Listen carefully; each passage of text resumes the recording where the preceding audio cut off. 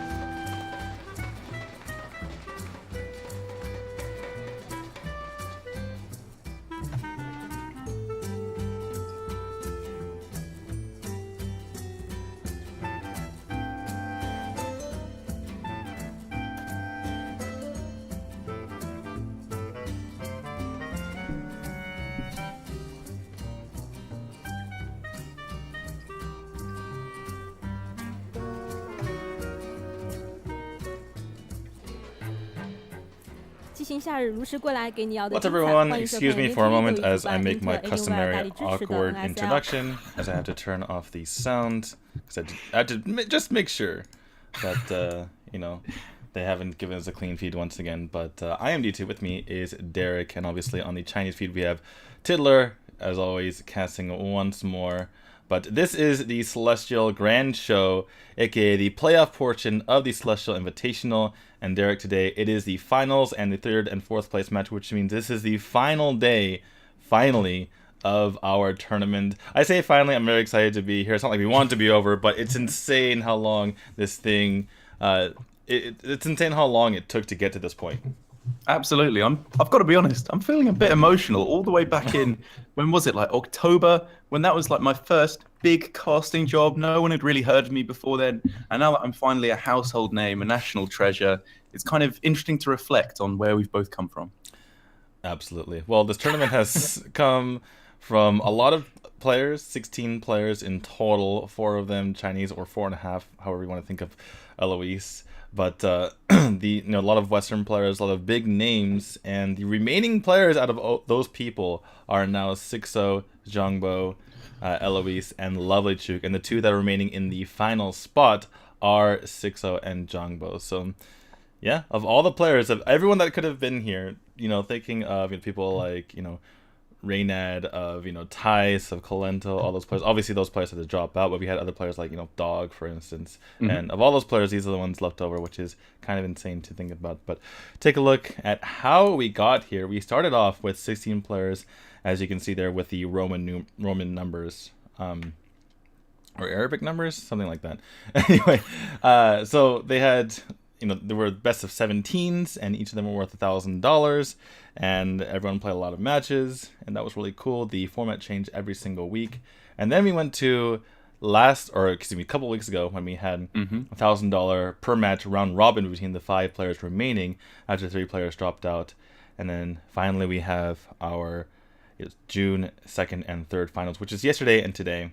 And our $8,000, $6,000, $4,000, and $2,000 remaining prizes for our players here. So, yeah, a lot of money that's been had and will be still won. And for instance, if Xixo, wins the entire thing and he gets that $8,000, if you count all the money he's won up so far, he won 4 or so matches. Actually, we can see right here. We can just confirm right now. That's $4,000 in Xixo's pockets right there from winning in these group stages. And see Group A on the left with Eloise, Xixo, and Zhangbo getting out. In Group B on the right, Lovelychook, Tice, and Reynad got out of that. Lovelychook and Reynad got out of that group, but Tice and Coletta dropped out, and Jason, Joe, and Dog were there as well.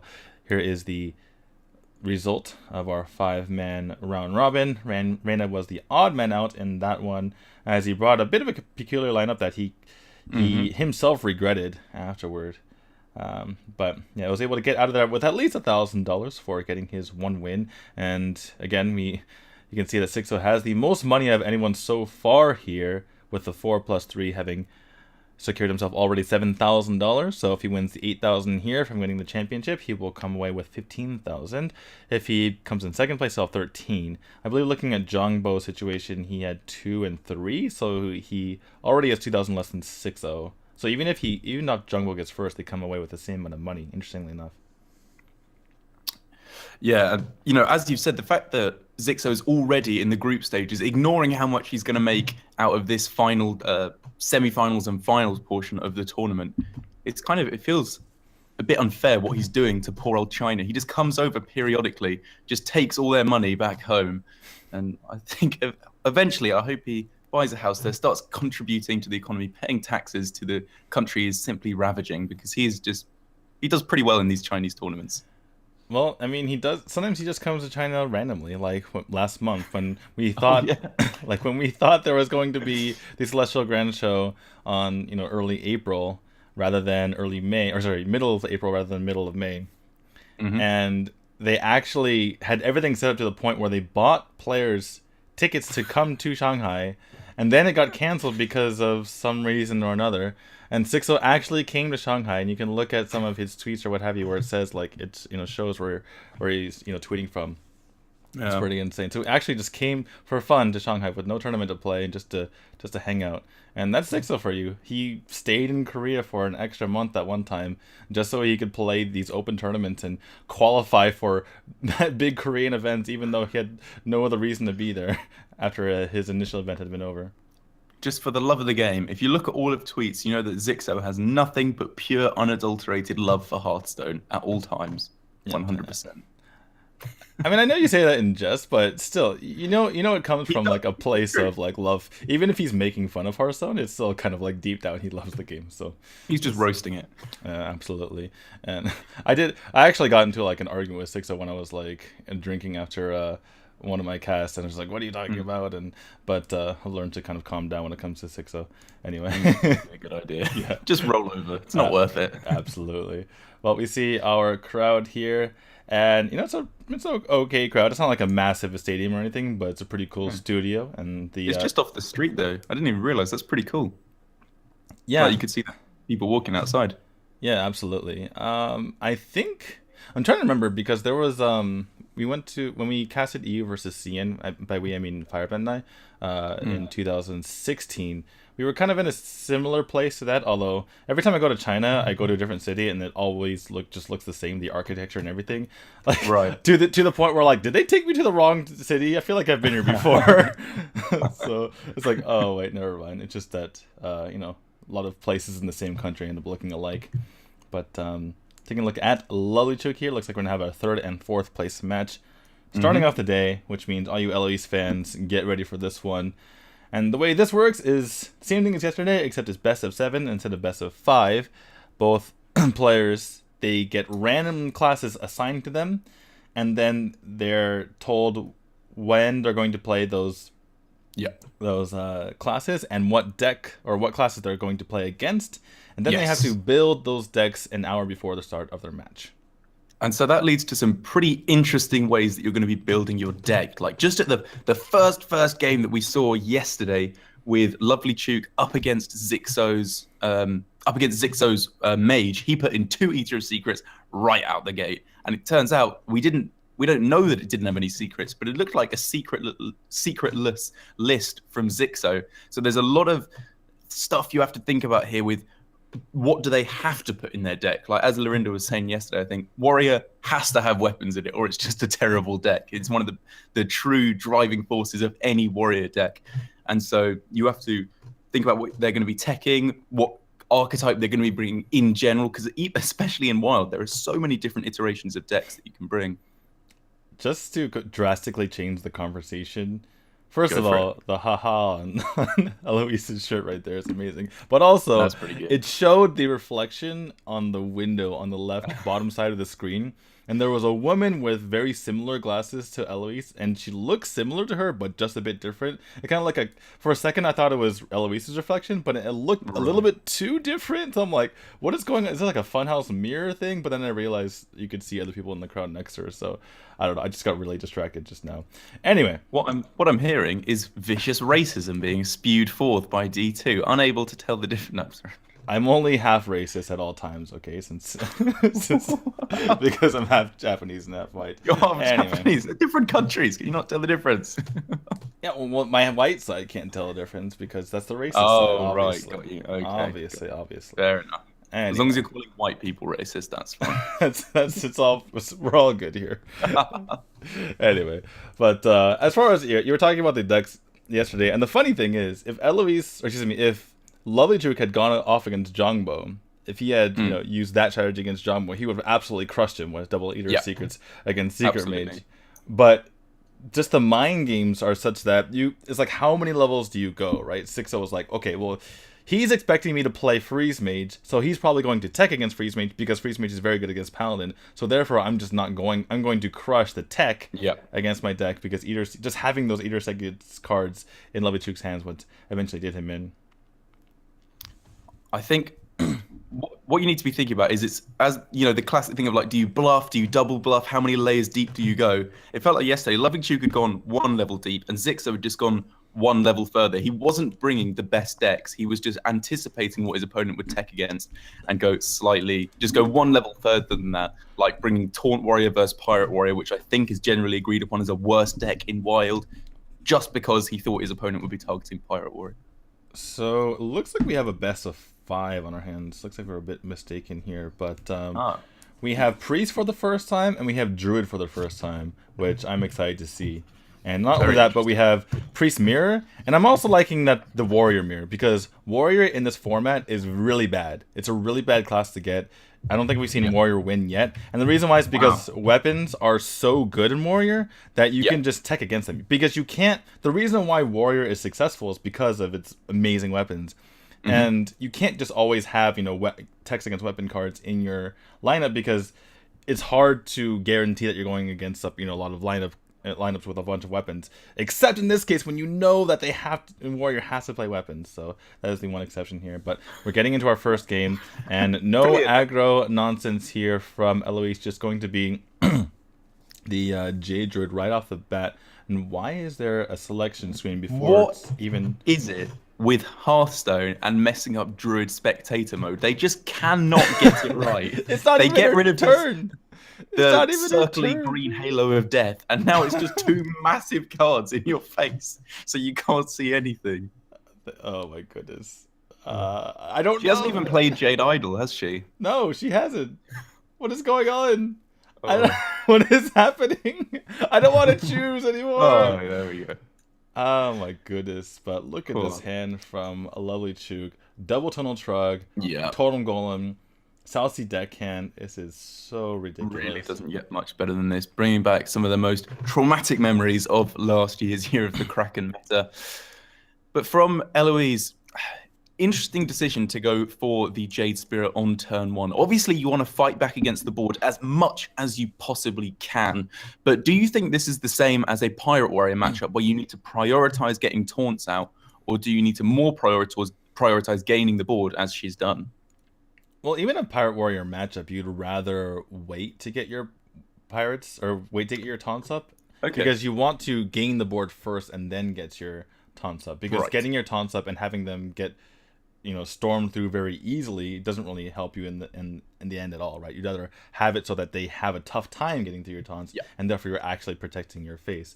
So getting the board first is paramount here. And Eloise, her thought process was, okay, turn 1, I get 2 bodies out. Turn 2, I get to utilize my hero power along with my minions on the field to start taking care of his board. And then on turn 3, I get to use my hero power and a Jade Idol. So she's trying to be as efficient as possible in that regard, and figures that getting a 1-1 on turn 1 is just not good enough, especially against the Tunnel Truck that came out here. But Lovelychook just, so many things to choose from here. Gets another 1-drop to his name and even gets life tap, so he's not going to run out of gas anytime soon. And this just looks like an absolute blowout. Eloise can play her Jade Idol and use her hero power to take out the Totem Golem, but getting life tap was just devastating here. You figure the only thing that Eloise could hang her hat on was that Lovelychook was just chucking out cards so quickly that he'd run out of steam, but that's not the case anymore. Well, it's not a blowout. Eloise has fairly even board control at this point. Oh, care to finish that statement? Yeah, you pesky wolves. I completely retract everything I was going to say. This is absolutely disgusting. You could not really align these cards much better if you tried. The caster curse came before you could even get it out of your mouth. Oh my goodness. Oh, and now he can tap and use Lightning Bolt at the same time. Oh my goodness. Yeah, so clearing it off because there's potentially some way that it could be blown out with Nourish into Wrath, into Innovate, something. Like there's stuff that could go wrong potentially there. So just getting rid of the Fandral. Wow. There we go. So nice play from Lovelychook, hedging his bets against that Nourish, because now having 3 extra cards is fantastic. That's exactly what you need, because Yogg's never going to get played, and the Mulch at the moment isn't looking too good. But 5 mana, your entire turn doing nothing to affect the board, is effectively conceding, it feels like here. Yeah, if Lovelychook had gone for the extra 5 damage to face, even though it was super tempting, he could have lost the game because of what Eloise just picked up here. Getting the Nourish, perhaps an Innervate, perhaps a Wrath to start clearing off, perhaps even something like the Earthen Scales or Innervate into Feral Rage would have been absolutely amazing. And Mulch having to be used here, and gets an Ancient of War. That's a good way beg your pardon. Oh my goodness, that is one way. And he even has Doctor Boom, doesn't even need the Ancient of War. So like it's probably gonna be Flame Tongue Totem. So even after this turn, if somehow Eloise finds a way to deal with this, it's going to be power turn after power turn. Doctor 7, followed by Druid Doctor 7. Innovate is one of the cards she's looking for, because she's probably going to have to play Nourish on the following turn just as like a desperation play. And Innovate will allow her. Sorry to cut you off. Strangely enough, she actually wants Wild Growth, which is a weird thing when you're under a lot of pressure. She wants Wild Growth next turn. Actually, she might nourish. She might nourish for mana next turn, if you think about it. Because that's true. And then just pray that Yogg saves her. Yeah, that's her only hope at this point. Is just to nourish for mana and just please Yogg one time. So, how many spells did she play? She played Coin, Innovate, Wrath, Mulch. And it'll be Nourish and Innervate as well. So that'll be 6 spells if she doesn't play anymore. So that's enough Pyroblasts to your opponent's face to win the game. Jade Idol. Oh, and Jade Idols. That's 7. Okay, so she will have played 7 spells if no more are drawn. And if she's not just dead, which it's looking very much like she just will be, to be honest. Interesting play here from Lovelychook, just kind of playing it safe, realizing that this is already a ridiculously difficult board to deal with, and could potentially just give up. And, well, She might have to Draw. just go for draw now. She has to go Yeah. for draw, unfortunately, because she needs some sort of anything. Ooh, okay. Swipe. Oh, okay. So you can wrath one of the totems, innovate, hero power it down, and then it doesn't appear that you're dead. Oh no, because Well, you still you have to take the 3 damage. yeah, you You still can't take the because it 3. slides over. So you can Mm. innervate swipe, and looks Yeah, like she's innovate just gonna go swipe is for the that. play then. Yeah, so there's only gonna be 3 damage on the board now, which means she's not quite dead yet. But that means she cannot play Yogg for another few turns. Oh, the tension! No. Yeah, we are going off of a quote-unquote clean feed, so Find out next time. There we go. Guaranteed lethal, even with some stupid crackle RNG. just get Hey! 6. When you don't need the 6, you get the 6. Grinding a little bit of salt in Eloise's poor wounds. Well, there we go. Lovelychook gets game number 1, and for the first time, he's actually made a good decision as far as his deck choice here. Although it was pretty straightforward, right? You just go for the oppressively good deck. Well, we saw a lot of N'Zoth Shaman in the previous portion of this Celestial Grand show, because I think a few people, it might have been VLPS tweeted out as well, like during when everyone was playing Wild in the Tavern Brawl, he was saying, and a few others, this is a fantastically powerful deck. The power of Sludge Belcher and Deathlord, and then bringing it back with the N'Zoth, it's so powerful against the aggressive decks because you have so many defensive options, and you can also just swarm the board and have a chance against decks like Jade Druid in the later game when you play down your N'Zoth again. But I think he definitely made the right choice in that instance, given that Eloise ended up choosing the Jade Druid, gave him a much better shot. Yeah, a little bit of a read into how Eloise likes to play. Yeah, she's certainly capable of playing more aggressive decks, but here I think it was like a 2 or 3 levels deep if you think about it, or it could be just 0 levels deep. You could have gone with this aggro shaman, obviously. Let's go with 3. But if you think about it this way, it's like Eloise could play the Jade Druid, or no, sorry, she could play the aggro Druid, but that gets taken care of by Shaman's removal, which Mails from Portal, like Lightning Storm, all that kind of stuff is great. And then it's like, okay, well, I should go Jade Druid because I can still potentially win against aggro Shaman, and also it's favored against the N'Zoth Shaman because your Jade just get too big and the Shaman just gives you too much time, at least for the most part. And then you go, okay, well, if they're probably going to go Jade Druid, then I might as well go for the aggro Shaman. So we're about, if you think about that. 3 levels deep. Yeah, we got that. I guess so. So now, are we heading into the Priest match yet, or was that a little bit later on? I'm interested to see what people do with Priest, most of all. It's Rogue versus Hunter right now. Rogue versus Hunter, right. Okay, so Hunter is probably going to be some kind of an aggressive variant. I think something with Glaive Zuke is kind of the usual flavor of what we can expect from Hunter. Especially against a Rogue. I think Glaive Zuke is just too good, even if you're playing a later game deck. It's just really because you need to control the board, right? If you're playing later game deck, so I would expect Glaive Zuke no matter what archetype we see here. Yesterday, Eloise was successful playing this exact matchup. She went for the Hunter versus, or she went for an aggressive Hunter versus the Rogue, and was able to take out Zhangbo's deck. But this is a bit of a different list here from Lovelychook. Yesterday, Zhangbo's list was a bit subpar in both of our opinions. It was just a lot of early game minions that didn't really do anything, which is kind of, it was focused on taking control of the board but not really killing the opponent. But here, this looks like it's a bit more potent on the side of Lovelychook, as he has a Van Cleef in hand with the coin. Yeah, incredibly powerful cards, starting hands from both players. And we can see this is clearly with the Shady Dealer going to be a pirate rogue, I would guess, rather than a miracle rogue. It might be a Gadget Zan Auctioneer, but I doubt it. I think it's probably one of just the more aggressive pirate variants. And if you're going to have a pirate version, this is a pretty good way to start things out. Well, looks like we're going to the face here. It was poison, +3 attack, and Wind Fury, and of those options, might as well just push the damage to face. Knowing Eloise, she probably was looking for the +1 health or +1/+1 or +3 health. Yeah. But we're gonna have a 6/6 Van Cleef, it looks like, and a clear and no deadly shot in sight. Yeah, really. Well, there is a deadly shot in sight. It's just on the wrong side, unfortunately. Oh my goodness, that is true. I did not notice that.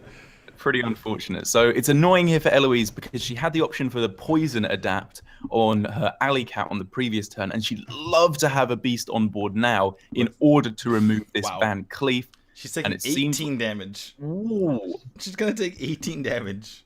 She must think this is miracle. She must think this is some kind of a slower variant of rogue, or you would not take this much damage against an aggressive pirate rogue, surely. Even if she knew it was a more aggressive variant, I think this is probably the best route to take, because how are you going to race a 6-6 cleave?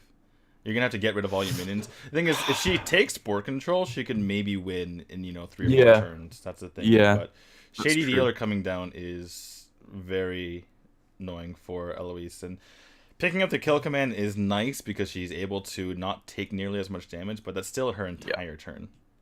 You have to go for that. So annoying that the mana cost of her cards was just a little bit awkward turn after turn. She'd love one of these to be an alley cat, jeweled macaw, fiery bat, whatever one drop she's playing. Oh man, this is so much damage. So this turn you can go dagger up, deckhand, push forward 3 damage down to 11, and then the following turn it's just too much damage. I mean, Leroy eviscerate. There's nothing that can be done here.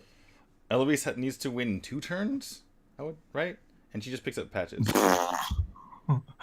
Okay, so if we can get a taunt adapt, so you kill off the deckhand with the patches, and then you adapt your wolf, or I guess maybe you don't even do that. You can adapt on the following turn, but otherwise you're not being. I guess you can play Mad Scientist plus Wolf just because exactly. you need the scientist. Yeah. Yeah, I like this more. Maybe this secret can pull you out. We don't know what secret she's playing. Given that it's quite an aggressive variant, it would seem with pirates in, probably explosive or cat trick is the choice to go for. Maybe 2, 6, 7.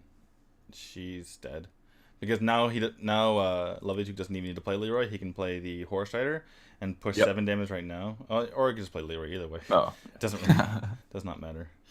Pretty much a lockout victory. Could there have been a way that he kills off the only beast on board to deny Houndmaster stuff? Well, I guess there's just Eviscerate now, so Houndmaster doesn't do anything. Yeah, and he has double Eviscerate, and unless what's it called, Lothar comes on right now. That's the only way. That's right. Lothar is the only way, or obviously, God forbid, Reno Jackson. But I think we can be fairly safe in assuming that will not. Surprise, Reno Jackson! Like what? That's right. That's the one. I'm still running 2 alley cats. That's one of those things you see a ladder and you're like, what?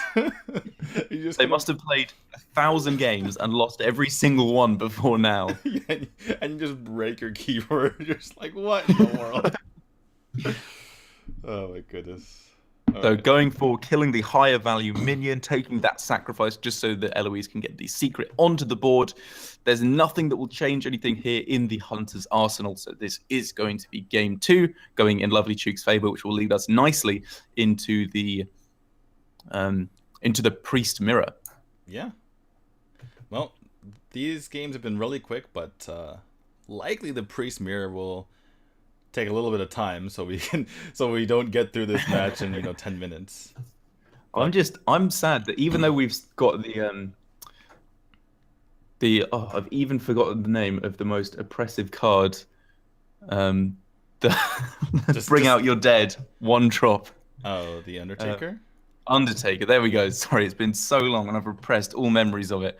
I want Undertaker Priest back. I loved that deck back in the day. But Undertaker was what deprived me of beating Firebat in the World Championship and getting to the finals, so I will never forget the name of that card. I will bring up that card again. No, you can bring it up, but I'm just saying I'll never forget the name of that card. Right, okay. Turn 1 on game 5 of the semi-finals of the World Championship, Undertaker coin Undertaker. And then I pray to RNG for a while. You just got fireworks. Undertaker written across your knuckles, and then every night you're pumping iron. Just one day I'll get that son of a. Yeah, maybe. Anyway, no, it was. If I just had Fire Warx though, I mean, if only. Anyway. Not that you're bitter though. You're totally. Bygones are bygones. Yeah, absolutely. Besides, he's off doing other things now. Anyway, no one remembers 2014. But anyway, getting into the next match, Priest versus Priest. Looking forward to this one, like I mentioned before. I just like the mirrors in this type of matchup because it's a lot harder to really tech against your opponent. There's none of the nonsense where it's like, you go 5 levels deep and your opponent goes 0 levels deep and it's gonna beat you and you're like, so. I'm super interested to see what this will be as well, because there's obviously additions that you can make to current priest decks in things like Silence Priest. You could maybe stick in things like Death Lord with an extremely high health value for something nice to throw down early on. And there are other ways that you can maybe even, Dark Cultist, the card that came with Nax Ramus for priest, could be decent at buffing up the health of your minions as well. But overall, I think maybe we'll be seeing old school Dragon Priest. What is the best priest? What is the best wild deck right now? Could you possibly play a N'Zoth Quest Priest? Or is that N'Zoth Quest Priest? Right, because the quest is Death Rattles. Oh, I've just got an email. We're being sued by Brian Kibler for stealing his intellectual property. Damn. You can't just take all the priest decks. And the dragons. He's taken all the stupid ones. Love you, Brian. Sorry. Okay, now you're getting in trouble. Zatalot has... he can sue us for using any good priest deck. Brian can sue us for using any N'Zoth or Quest or Reno priest shenanigery. But either way, I think overall we will probably not be seeing that. You've got the addition of Light Bomb is one of the best control cards they're adding in. But I think overall Dragonfire Potion is probably just a bit better, especially in the Priest Mirror, where it's going to be a lot of high health, low attack minions. So Light Bomb is really not what you're going to be looking for. You ever try to make like a control priest and you go to the priest class cards and you make a deck and you're like, oh, I literally put in 30 spells, and not only that, there's still more control spells that are left over that I didn't put in here. I'm not really a priest player.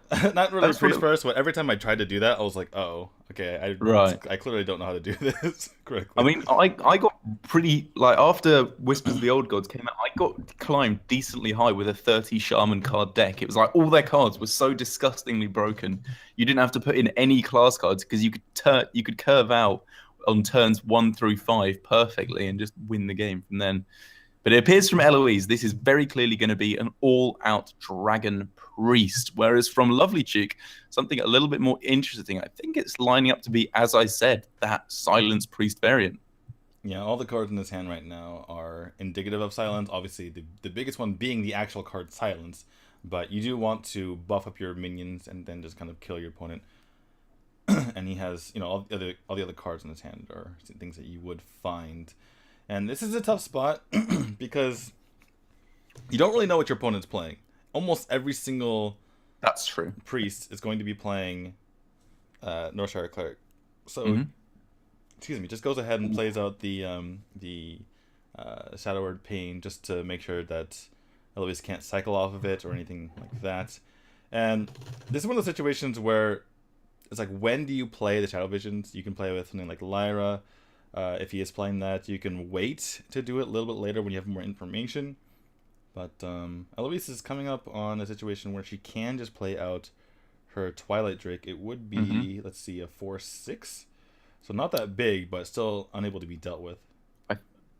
4/6. Yeah, you are correct in that. And I think that's probably the play, because on the following turn, at the very least, you have the attack in and the heal up and Power Word Shield as well. Maybe you pick up, considering you'll have 2 card draws, something that you can use in addition to that. Maybe Cabal Talon Priest, one of your 1 or 2 drops like the Wormrest Agent or Twilight Whelp.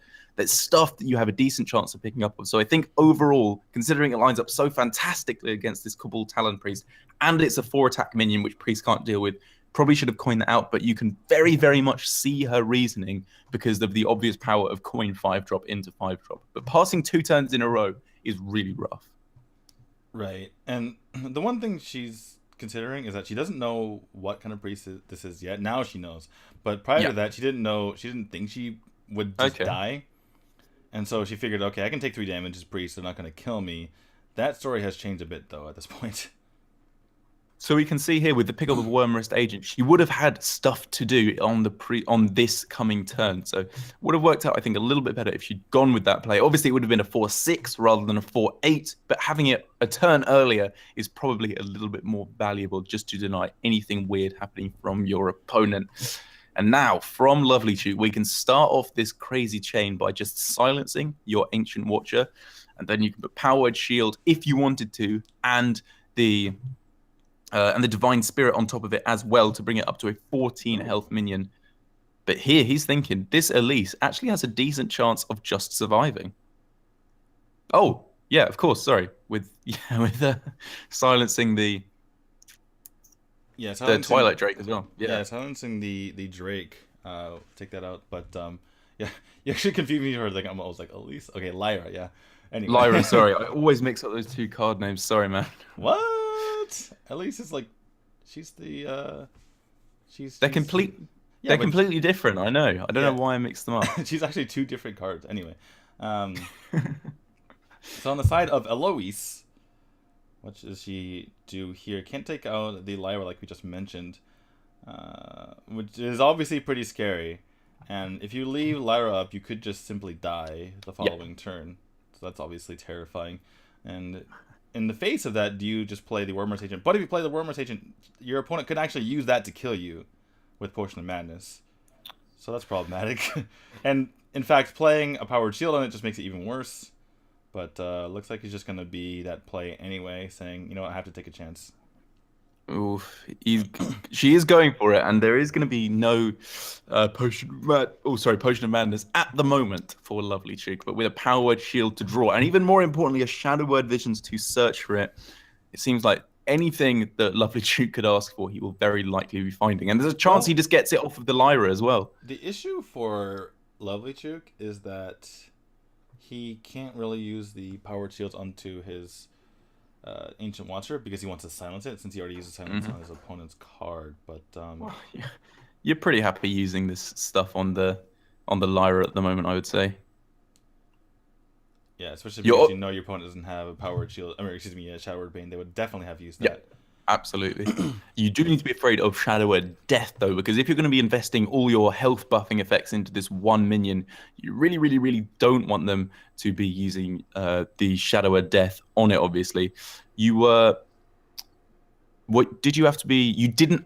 So you're not afraid of Bookworm because they had the coin on the previous turn. So they could have gone with coin into Bookworm. So you're not even afraid of that as a Shadow Word Pain-like effect. So 3 cards here that could have been picked up or could have been used. Looks like it's just going to be the Purify onto the Ancient Watcher. Inner Fire was tempting, so was the Valence Chosen. But just goes for the kill right now. There's a Shadow Word Pain finally coming out for Eloise. Perfect. Yeah, and seems like just a simple Twilight Drake into Shadow Word Pain just to get rid of this Lyra once and for all. But it has gotten a ton of work done. As you can see, the hand of Lovelychook right now is absolutely full. So after this pretty easy play, you have to look on Lovelychook's side. What is he actually going to be buffing up? Because he's got these 2 cards that you want to have something on the board for in the Cabal Talon Priest and the Faceless Shambler, but nothing actually to buff up at the moment. Could go for the Northshire Cleric in what you go Cleric, and then you Talon Priest it, and then you could even just go for Divine Spirit right away, now that you've seen a Shadow Word Pain, to get its health total incredibly high. And it would pull it out of range of anything that Eloise can do on this turn, except there's a Vol'jin. Right. You're not really expecting Vol'jin. You're staring at a Dragon Priest, so they're not likely to play. They're less likely, I should say, to play things like Shadow Vision. So you're not going to see multiples of some cards. The only thing is that there's a chance of getting Bookworm off the top, but everything that may come is off the top. You absolutely know that. There's no way that they had that in hand and then didn't kill the Lyra earlier.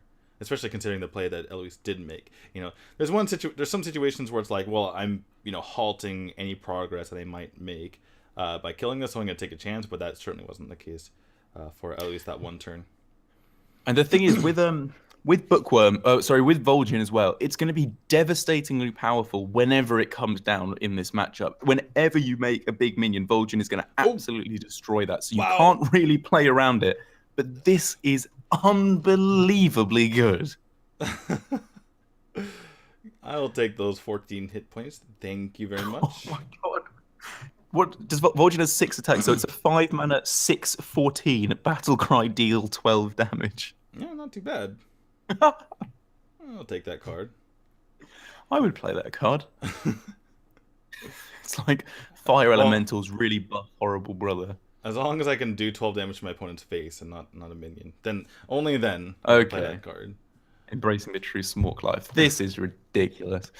So, unfortunately, no Shadow at Death was generated off of the Lyra, so we're going to have to find some other way of dealing with this Vol'jin. Obviously, any silence effect is fantastic against it, bringing it right back down to a 6/2 in a similar way to the Twilight Drake, because nearly all of its health is in a buff effect. Well, but there's just nothing like that available. The thing is, Silence Priest is so bad at getting back on the board. They have no damage removal. They have pains and deaths and things like that, but they don't. Oh, just concedes. Just concedes. Like, I cannot win. I have no way to kill this. And this is what I was referring to, right? Once you silence down the Vol'jin, you have no Holy Nova, you have no Smite. The only way you get that is from Lyra, and Lyra's dead. So concede it is. And this goes back to actually a Hearthstone fundamental of when you're playing buff cards, be it Blessing of Kings, Divine Spirit, Powered Shield, anything like this, you usually want to play it on a minion that can attack in straight away and get the value from that buff right away. You don't want to play it on a minion you just summoned, because it gives your opponent a turn to react before you can do anything. And that's just exactly what happened here. I think Lovelychook, he went for a play and it wasn't terrible, but there were a fair few things that would punish it. So maybe back to Trump teachings for him, learn some of the Hearthstone fundamentals for Silence Priest. I think that play was fine, because you're not really expecting Vol'jin. It's kind of not on the forefront of your mind. And you've already seen Shadow Word Pain. You know they have to top deck Brookworm or Shadow Word Pain if they don't have the Vol'jin. The one play that I would be a little bit critical was when he decided to he decided to, first of all, pick Purify off the Shadow Visions. Okay. And purify his Ancient Watcher. Because he didn't need to kill the Moroma's Agent. He could have just gone for the Faceless Shambler and just gone the 3/9 taunt, right? And doubled down and been like, well, you don't have Shadow Word Pain. Okay. So even if you Shadow Word Pain my guy, there's still a 3/9 taunt in the way, and I still have minions to go ahead and continue to buff. And there's almost only so much removal that you have, and I know that you don't have it in hand. So I like that play a little bit better, rather than I'm killing this minion, because he used 2 mana to draw a card when his hand was nearly full anyway. And silence his Ancient Watcher, which he didn't need to silence at that moment anyway. He didn't. It's not like that minion needs to be able to attack at that situation. So he basically put himself in a position where he needed to go all in when he could have just been in a very safe spot anyway.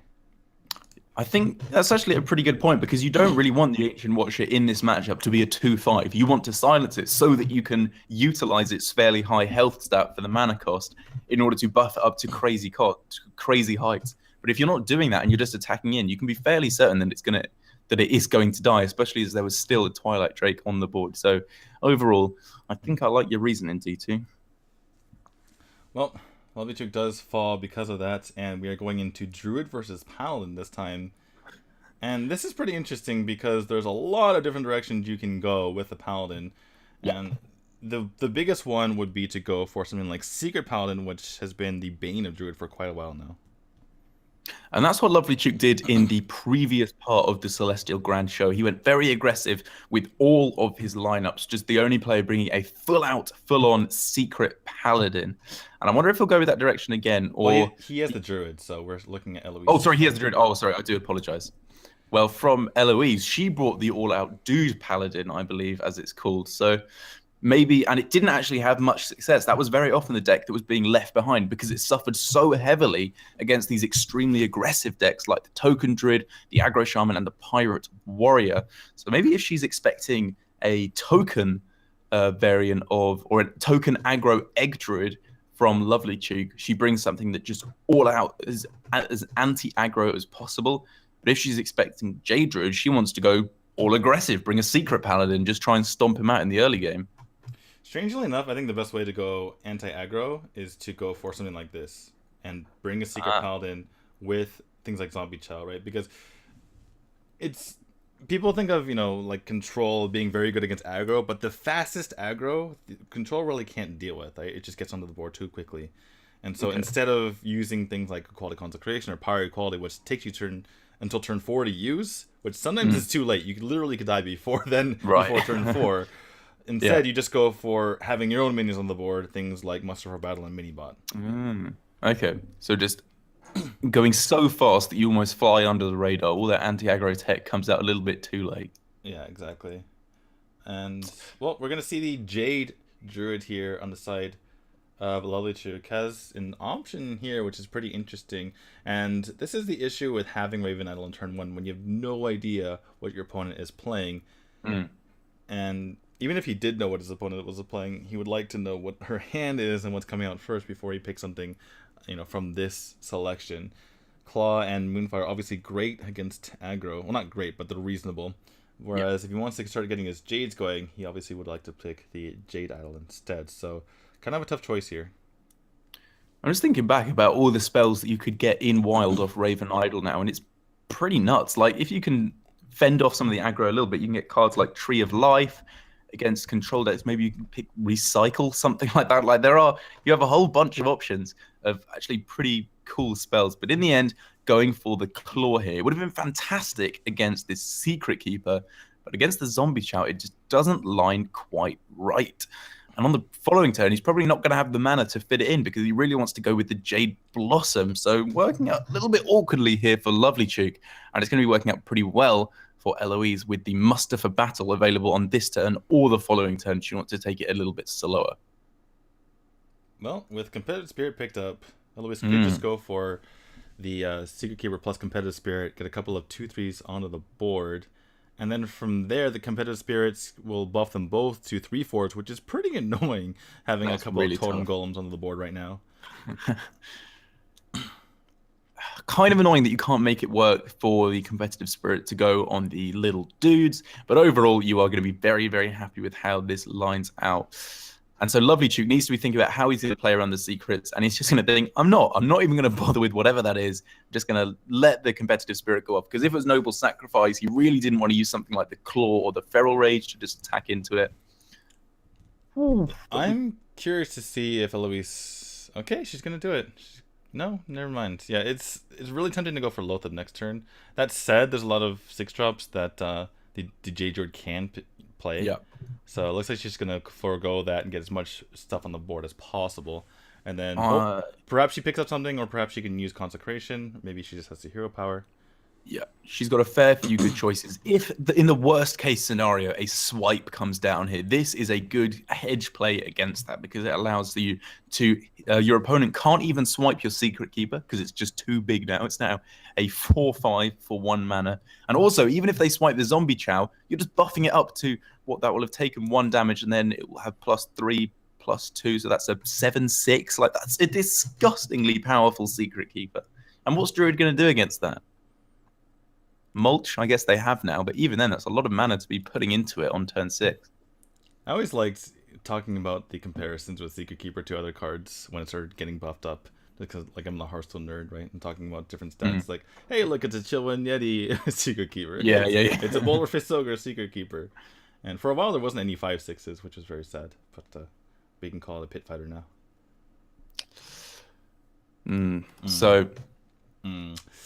Well, Lovelychook knows that it's almost certainly not going to be Competitive Spirit, so he's just going to go ahead and do it this way and just play out his Drake. Most likely, probably going to be Avenge. Or not most likely, but there's a decent chance considering Eloise thought it's important enough to play it out. I think it's most likely to be... Oh, that's true. She did think it was important enough to play it out, but there are I think usually in these wild decks, 2 copies of Noble Sack and the Avenge. So statistically, most likely to be one of those, I think.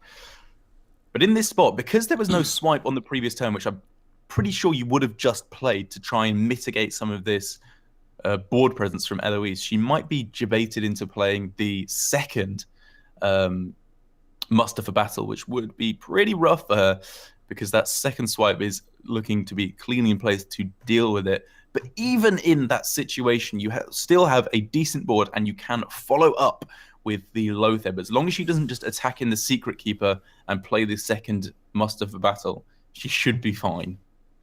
Well, she's gonna go with. Okay, she's gonna run in all of her 1/1s here. Okay, I like this because she was thinking, how do I get punished by playing this? And if she runs her Secret Keeper, obviously, like you mentioned, gets punished. But you would, at first glance, you think that running the Zombie Chow in prevents you from getting punished. But if Lovelychook decides to take a chance that it's not Noble Sacrifice and throws his face into the Secret Keeper first and then swipes, then the board is cleared without the Avenge going off. So there's a way for Lovelychook to take a chance and clear the board in that fashion. And so she decides to go for it this way. This way, it's almost impossible to clear the board, and at least there's going to be Avenge coming off. So, yeah, there is always just going to be the Avenge coming off. Is the saving said, there is potentially a way. If you go for Claw and you go for the roots onto the Secret Keeper, you can then swipe everything down.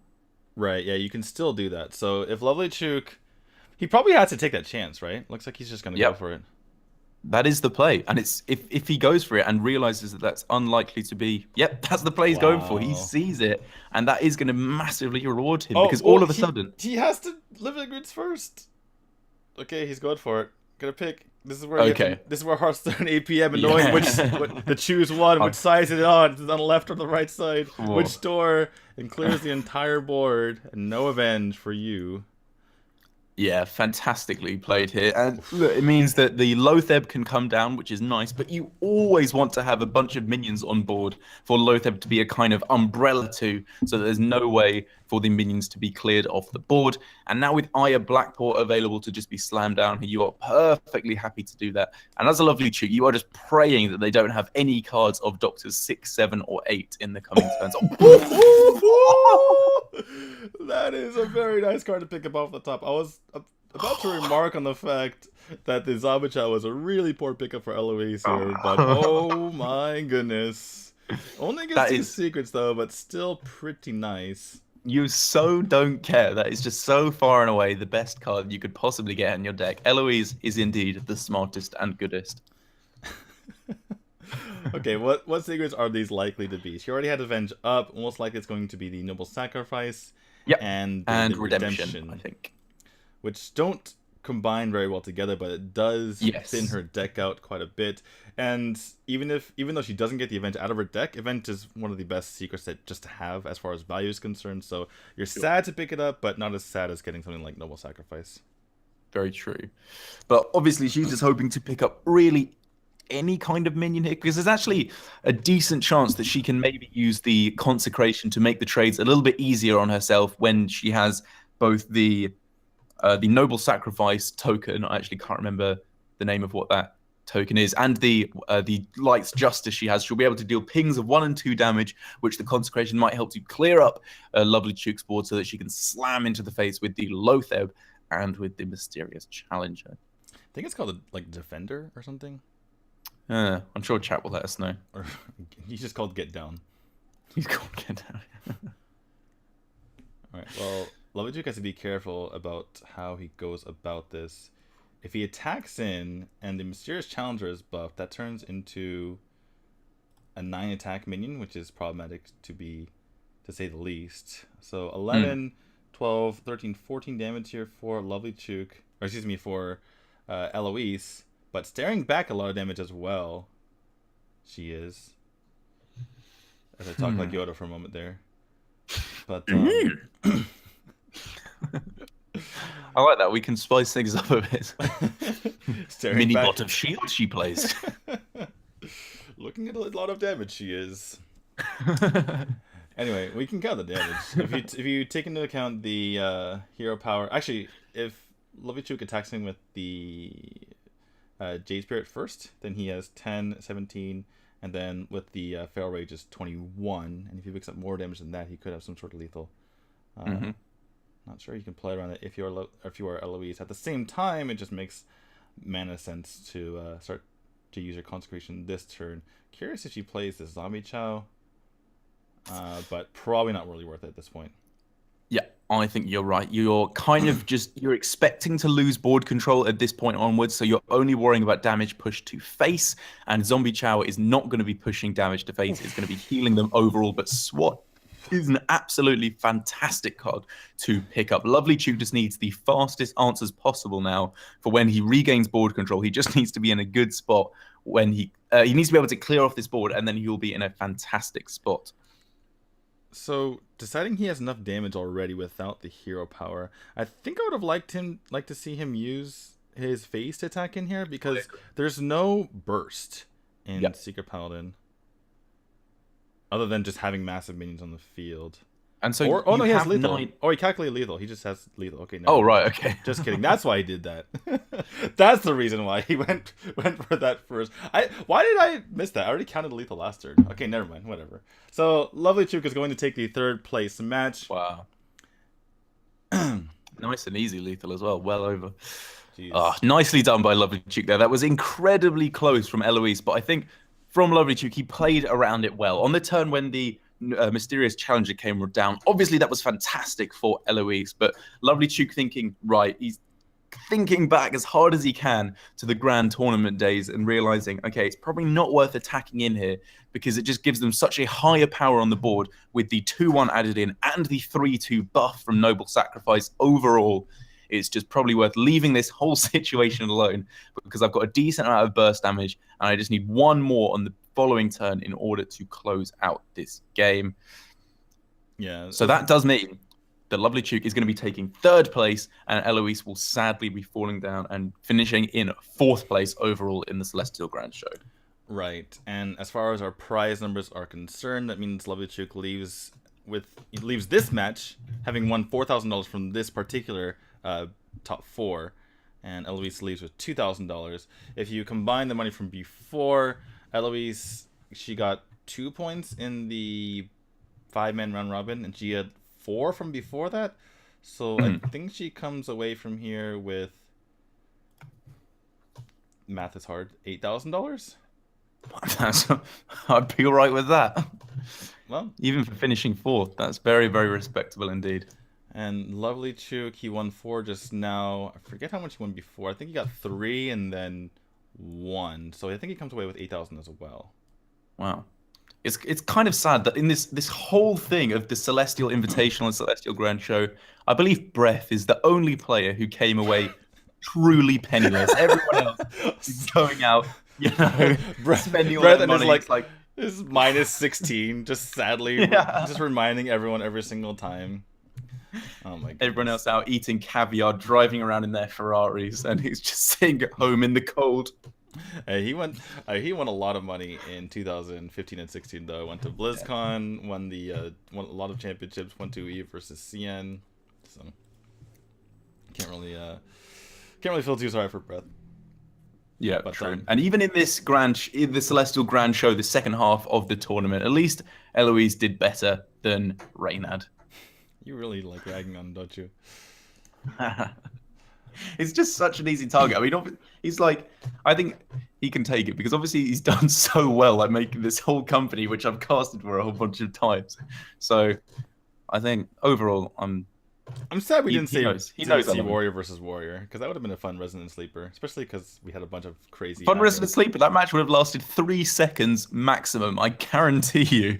Oh, they would have both gone Pirate Warrior. No, but but if you're playing against Warrior, Pirate Warrior is not favored against like Extreme Control Warrior, so I think both would have gone for that. Anyway, regardless, we have everything settled except for our finals, which is Xixo versus Zhangbo. And I believe that this time, for sure, it's going to be a best of 7, even though we got debated earlier. We'll finally have our best of 7, and they've put together all their decks, most likely. And we'll see if Xixo can outwit his opponent like he did yesterday and bring the perfect counters and think just the right amount of levels deep. Yeah, it seemed like yesterday Xixo was definitely on point. Mind games, on point, as I said. He got the text just right. He built his decks in the right way. It wasn't even so much the text he put in. It was playing around text from his opponent that felt like his real strong suit. And I believe I was kind of half asleep because I was watching it in bed yesterday. But Zhangbo's play, it really did not seem to be on point at all. Yeah, he's had issues with playing things that aren't aggro, unfortunately for him. But yeah, we'll see if he can. Wrong decks, one might say. We'll see if he can clean up his play this time. We'll see if he's able to pick nice decks to counter his opponent. Yesterday, he kind of went for the 0 levels deep, which is actually not too bad of a strategy. If your opponent starts outthinking themselves, he just goes, well, this deck is good against most of your decks, so let's go with that one. Yeah, very often you'll be finding your opponent in the situation where they're just thinking about it so much, they tech and tech and tech, but it turns out double ships cannon pirate warrior maybe is still just the best bet.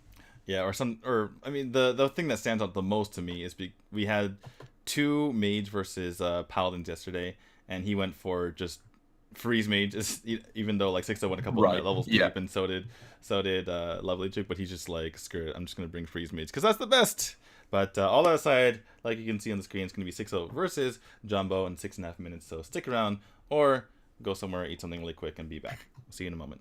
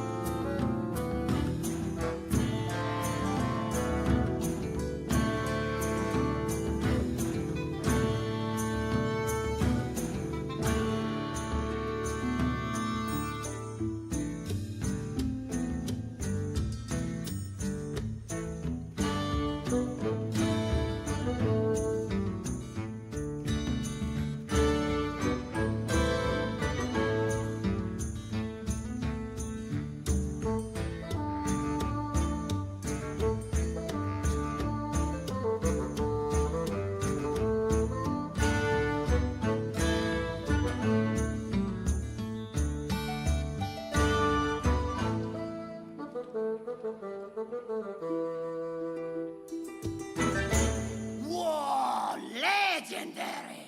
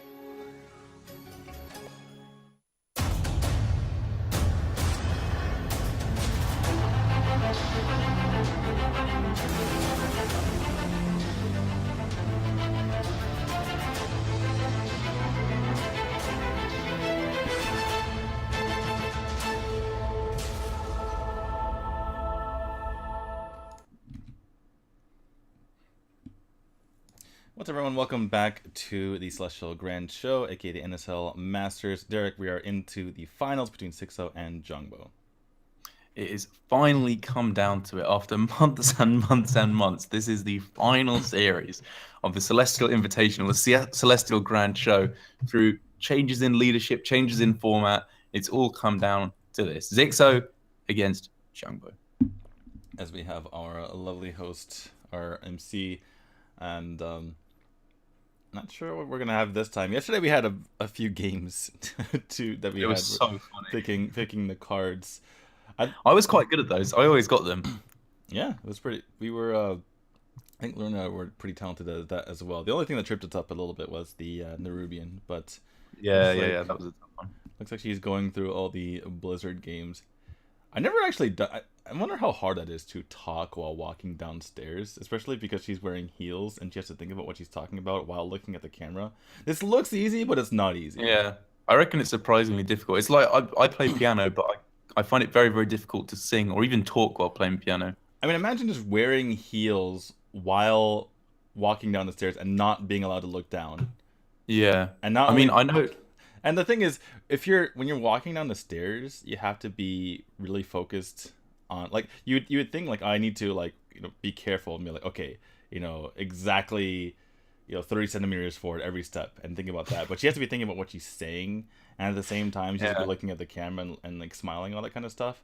I don't know about you, D2, but I know that personally, whenever I'm wearing my high heels, I find it a real struggle to walk downstairs. That always trips me up. I love how they just have casually Xixo walking down the stairs now. They're just like, About oh yeah, 3 people and then one around him. yeah. It's like, here's our finalists, and like they didn't clear. Yeah, exactly. They didn't clear out anything. He's just walking amongst everyone else. I mean, it's usually like, a BlizzCon or whatever, or even like most of the Chinese tournaments, they have these huge introductions, like lights and, sound and smoke and stuff like this. But here it's just, and our first competitor, some guy. And he's just like sheepishly walking down, like, what am I doing? I don't understand. Wait, is Eloise gonna translate? She's gonna translate again. Okay, we're switching over. 1 second, guys. OK， 再次有请到我们的爱绿为这个 Xixo 翻译。OK， 然后这边的话，很高兴今天在决赛的赛场上又再次见到了 Xixo。那这边的话，马上就要进入到决赛了，我想问一下，今天 Xixo 准备的如何呢？有没有信心能够战胜对手 The audio is desynced for some reason. Sorry about that. Oh, no. We're going to have our final now. How is your preparation? Are you confident? Yes, I think Oh I got god. decent This is classes, awkward. and I think I have Can they hear it? They can hear it. It's just really desynced, Oh, and now it's frozen. a good chance to win. 我觉得 it's not frozen. It's Xixo. Right. Well, it's mid-interview, so I don't want to refresh it. Okay. 我的牌挺好的，我觉得我应该可以赢。所以今天在对阵的这个职业上是有信心的。那接下来的话，有什么话想要对你的对手说的呢？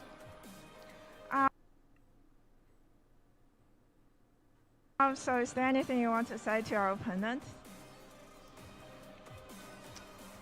I mean, I could wish him good luck, but he needs so much luck. I'm never gonna have that much Oh my god, Xixo. I can't hear what they're saying. luck. So Hold on Yes. 1 second. second place is so good. Sorry, I'll explain in a second. It's alright. The thing is, if I refresh it, it's gonna skip forward, and we're not gonna be able to hear the 我 interview. 其实 So, 挺想祝他 so we're gonna have to just bear through this for a second more. 好运的，但是我觉得如果要打败我的话，需要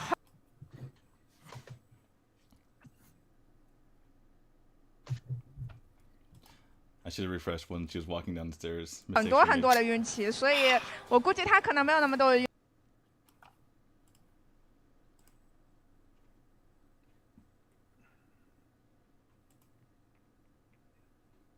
运气，所以其实第2名也不赖啦。非常 Alright, it looks like they might be done with the interview. So, okay, we're just gonna have to. 有自信的一位选手。那么接下来的话，我们就要祝 Yeah, it's dying. It's 1 second, guys.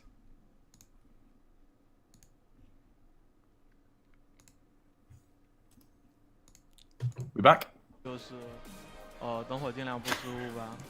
所以今天的赛前准备是和小弱鸡一 Eloise looks 起 different. 带来了 Well, 这 I can't 个 see that, 分享了 so. 你的卡组，对吗？ Oh, right. Sorry. 就是我和 The 若 joke was that there was Zhangbo on screen. Never mind. 鸡在 Oh 一 my 间 god, 房 the 间， stream 然 is 后 dying, 艾 guys. 丽跟 Xixo 在一间房间嘛， Oh 就是 no. 我们互 You 相。 need to let me know when I can talk, 'cause I don't know what. 是的，所以希望你们今天的兄弟联手能够为你们 When 的 they're listening. 决赛打出不一样的成绩。 Well, the audio is on 接下来的 now, 话， yeah, 我们要有请到张 Okay. 博走进属于你的决。 Oh god. Please stream. Please work.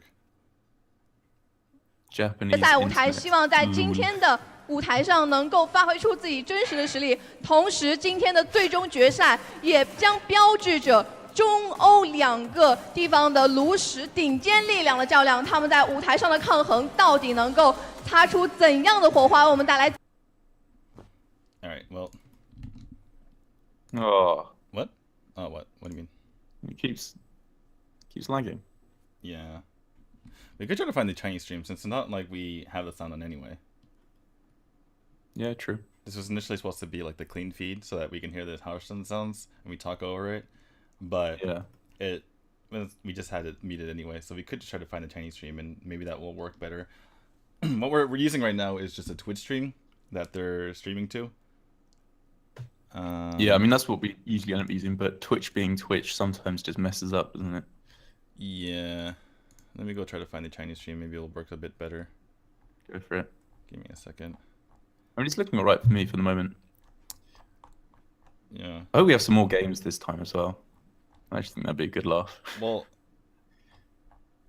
I think if we haven't been debated again, it's going to be at least a best of 7. So Yeah, that's, Okay. that's something. that is something. Anyway, oh, interesting. They have a Neo TV advertisement. But what Xixo said, they asked him like, what do you want to say to your opponent? And he said, I would wish him good luck, but I don't know how much, it would just be way too much luck in order for him to win. So I don't know if I could even, I don't think it's even possible to get that much luck. So That's the kind of trash talk we need in Hearthstone. yeah, and then as it was like struggling, as like the stream was struggling to get the struggling to go, the end of his answer was like, so second place is good as well, so I think he should be happy with that, something like that. It was pretty fantastic.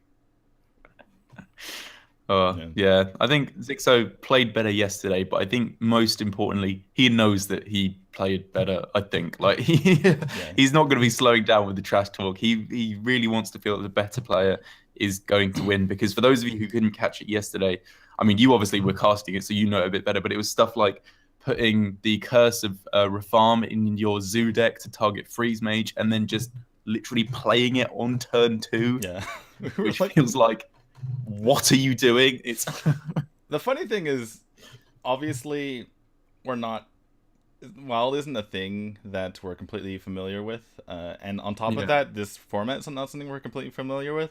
So when we saw the Curse of Fawn, we're like, okay, that's clearly an anti-freeze mage card. But then he played it, and we're like, well, maybe he has another one in his deck, or maybe he has so many tech cards in his deck that it doesn't really matter, or maybe he and like all these things started coming to your mind about why he would make that decision, and then you see him kind of just like facepalm, and you're like, oh, I guess he just messed up.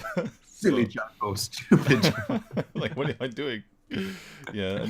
And even Curse of Reform feels like a weird card to put in your deck, because in Wild, you can have Kazan Mystic if you want, which is probably just better than Eater of Secrets. Because against Freeze Mage, you pop the Ice Barrier, and then you just steal the Ice Block, and then even if you don't kill them, they can't kill you. And Reform, it's so specific.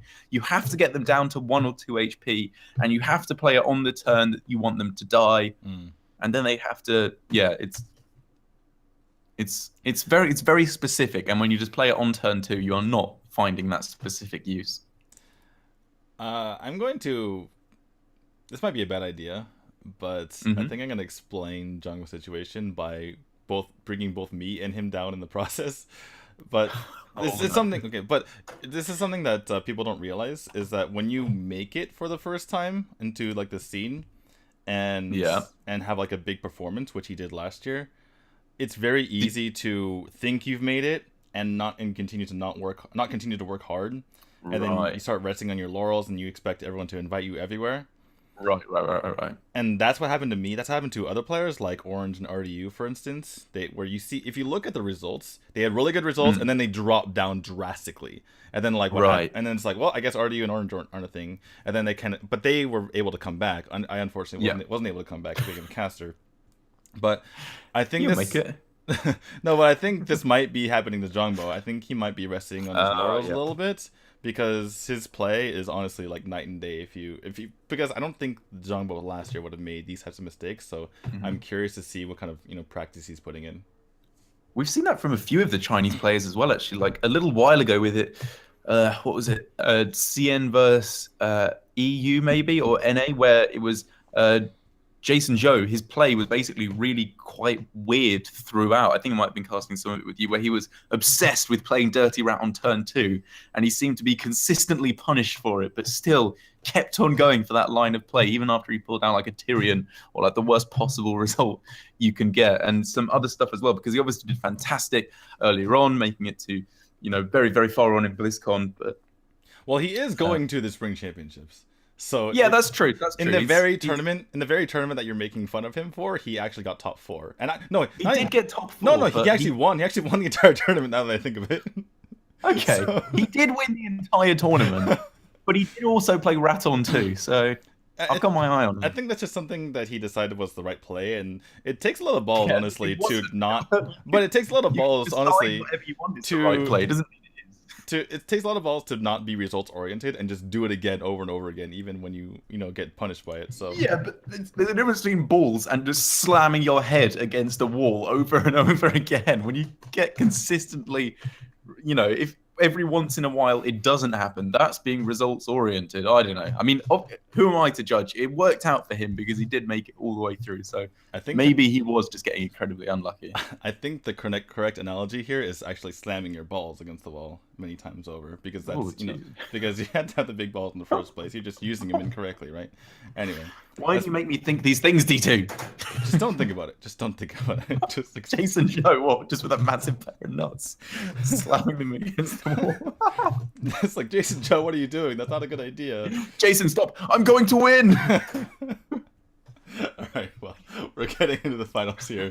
No more Jason Zhou talk. Getting into Xixo versus Zhangbo. We'll see what we have in store here. I'm excited for this best of 7. I think I like more of these kinds of matchups because a lot of times when you have fewer matchups, it makes it so that, you know, something to the luck of the draw can hurt you. But Yes. as we took a look at Xixo's results here, what were we going to say? With this format where you're building them on the spot, I think the longer it goes on, the more it becomes apparent that you are a fantastic deck builder and you understand the wild matchup. So hopefully this should be working to the player's favor who correctly anticipates what their opponent is going to be playing a little bit better. Yesterday that was Xixo, but who knows, Zhangbo, that might have been the wake-up call he needed. He'll have had his Weetabix this morning and is ready to go. Right. Just to reiterate what we're talking about from yesterday, Xixo was very impressive, outthinking Lovelychook, and on the other hand, Zhangbo, it seemed like he got got out of the semifinals by the seat of his pants. Right, it was just kind of shaky in his play, and it seemed like he just kind of got a bit fortunate as far as the class alignments with Eloise. So that's why we're thinking that Xixo is a big favorite here. But you never know; anything could happen, obviously. Anything truly can happen in Wild. Yeah. Maybe we'll see anything Paladin. You never know. By the way, I would like. That reminds me. Have you seen the new Raunchy video? I've not seen the new Raunchy video. You know who Raunchy is. You know what I'm talking about, right? Yes. Yeah. Yeah. It is absolutely fantastic. The new, the Paladin song. Oh, it's fantastic. I'll check it out. I'll check it out. Just for you. I never thought that I'd find dancing Stonehill defenders so funny or so catchy. It's really, and here we are. No, it's fantastic. I never thought that you could because it just gives you an appreciation for animation, right? It's like, wow, right, you actually put so much, flavor and personality to the Stonehill defender. Interesting enough, as we take a look at our crowd here. That's an interesting phone case. Looks like a Coke because it's like the exact size. I love the boomsticks, what they call that they get handed out at the start, because they whenever you see clips of them in the interview, they're so half-assedly just kind of just tapping them together just as a yay. Right. Well, it is a small crowd. I'm actually kind of curious why they gave them out to such a small crowd. No, but if it's a small crowd, that's what you want. You want to give them to them and you say, right, guys, you have got to absolutely smack the living hell out of these things together. I think you need a Japanese crowd for that. I'm sorry to say. Oh, really? Are they known for their raunchy? It's the opposite. They're too loud. They're too loud. If you go to a baseball game, they have coordinated sections where they have coordinated cheering sections where the audience they basically have the rhythm going down, and there's one leader, they go Ike, and then everyone says Ike, and it's oh my god, and you just want them to shut up, but it's basically the opposite. Wow. Go to a Japanese sounds baseball. like you give or go to any junior high event or high school event. It's right. Insane. You're giving English football hooliganism a run for its money. I won't repeat some of the things that they chant there because I will be fired from Hearthstone instantly and forever. Well, it's not bad what they're saying. It's not like they're hooligans. It's just it's bad what we're saying. Trust me. no, that's what I'm saying. It's not. Yeah. Okay. Side, because it's actually a lot. Usually, the loudest ones are the teenage girls who are really loud when they're cheering. But anyway. Right. Okay. Here we go. Finally jumping into. Sorry. How far off topic can we go? Anyway, Warrior versus Warrior. This is what I was looking forward to last series. Unfortunately, did not get there. And the reason why I like Warrior versus Warrior is because Warrior was very unfavored in all of its matches because you get to run warrior or weapon removal very easily because you cannot play Warrior without that. Yeah. But if you play Warrior itself, it's very hard to fit in that weapon removal without really hurting yourself, other than things like, as we see, the Harrison. And we're looking at, looks like Dragon versus Dragon this time. It does indeed. You can see why they're going for this, because against an aggro deck, Dragon can do absolutely fantastically at just shutting that aggro down. You have fantastic early game options like N'Zoth's First Mate if you're running that, and obviously things like Alex Strauss's Champion and even Sir Finley Murgleton as well. We can see, to start things off, not a fantastic starting hand for either player. We've got the Alex Strauss's Champion coming down on turn 2, which is pretty fantastic. But for Xixo on turn 3, he could coin out a 4-drop, but it doesn't look too fantastic with something to follow up. But now for Zhangbo, he is starting to get that fantastic curve that he really needs. Right. I was about to say they aren't perfect curves, but they're decent. They're good. Right? Yeah. Exactly. So for Xixo as a choice here, okay, he's gonna go for, I think that's called the Grimy Gadgeteer. Gadgeton? I think you're right. Grimy Gadgeteer. Grimy Gadgeteer. And even though this gets killed by the Blackwing Technician on the field, it does give a buff, and now his Azure Drake is going to be a 6/6, which is, you know, something he could potentially get back. Unfortunately, he's kind of stuck on this turn. Potentially might have to run in his Corcoran Elite and his Alex Stars champion to his opponent. Yeah, I think he might just have to do that because he just has to keep up in this stage of the game. He's got fantastic options on turns 7 and 8, obviously with the Curator and Ragnaros. And even on turns 5 and 6, he could just quite happily throw down Drake on one and then Drake plus Finley on another. So he's got fantastic curves. He just needs to make sure he's not letting his opponent make fantastic value trades on everything he plays. So although you feel really sad just sacrificing in this Corcoran Elite here, I think overall it's worth it because otherwise we're going to see fantastic turns coming down over the next few turns for Zhangbo, and Xixo will simply fall behind. So he's wincing a little bit there, but overall that Corcoran Elite feels worth it to me. I'm gonna have to call you out here. We had in our chat, it's like how to say fantastic 3 times in 3 seconds, and then you said, no, and then since, I did it again. Lorinda even he called me out after the last call, and he was like, "Dude, you just read a dictionary for 3 minutes and just figure out a few words that aren't fantastic or devastating." Because I just, oh yeah, and right I do apologize after he for that. said that, I was counting. It was 4 times afterward. We have only 200 viewers in here, so we can have fun like this. I'm gonna see if you can pick out some of the words I'm gonna try and fit in other than fantastic throughout the cast. Amazing, exuberant, effervescent. Effervescent, that would be a nice one. Oh my god. Yeah, I'm gonna try and fit that one in. I'm looking forward to that one. All right. Yeah, stay tuned, kids.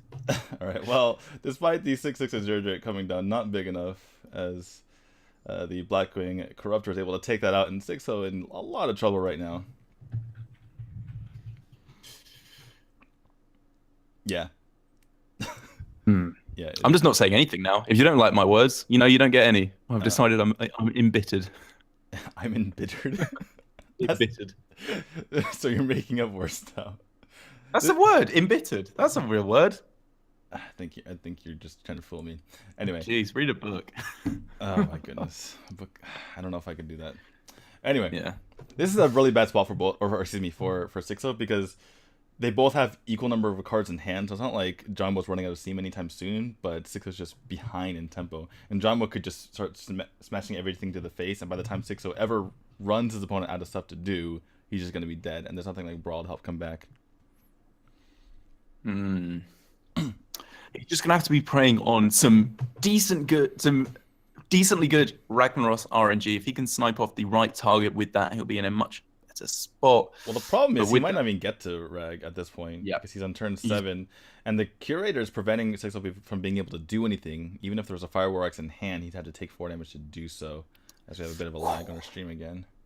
And now that the Draconid Crusher is picked up for Zhangbo, that is going to be a fantastic play to throw down, because there's a fantastic less than 15 fantastic health from Xixo.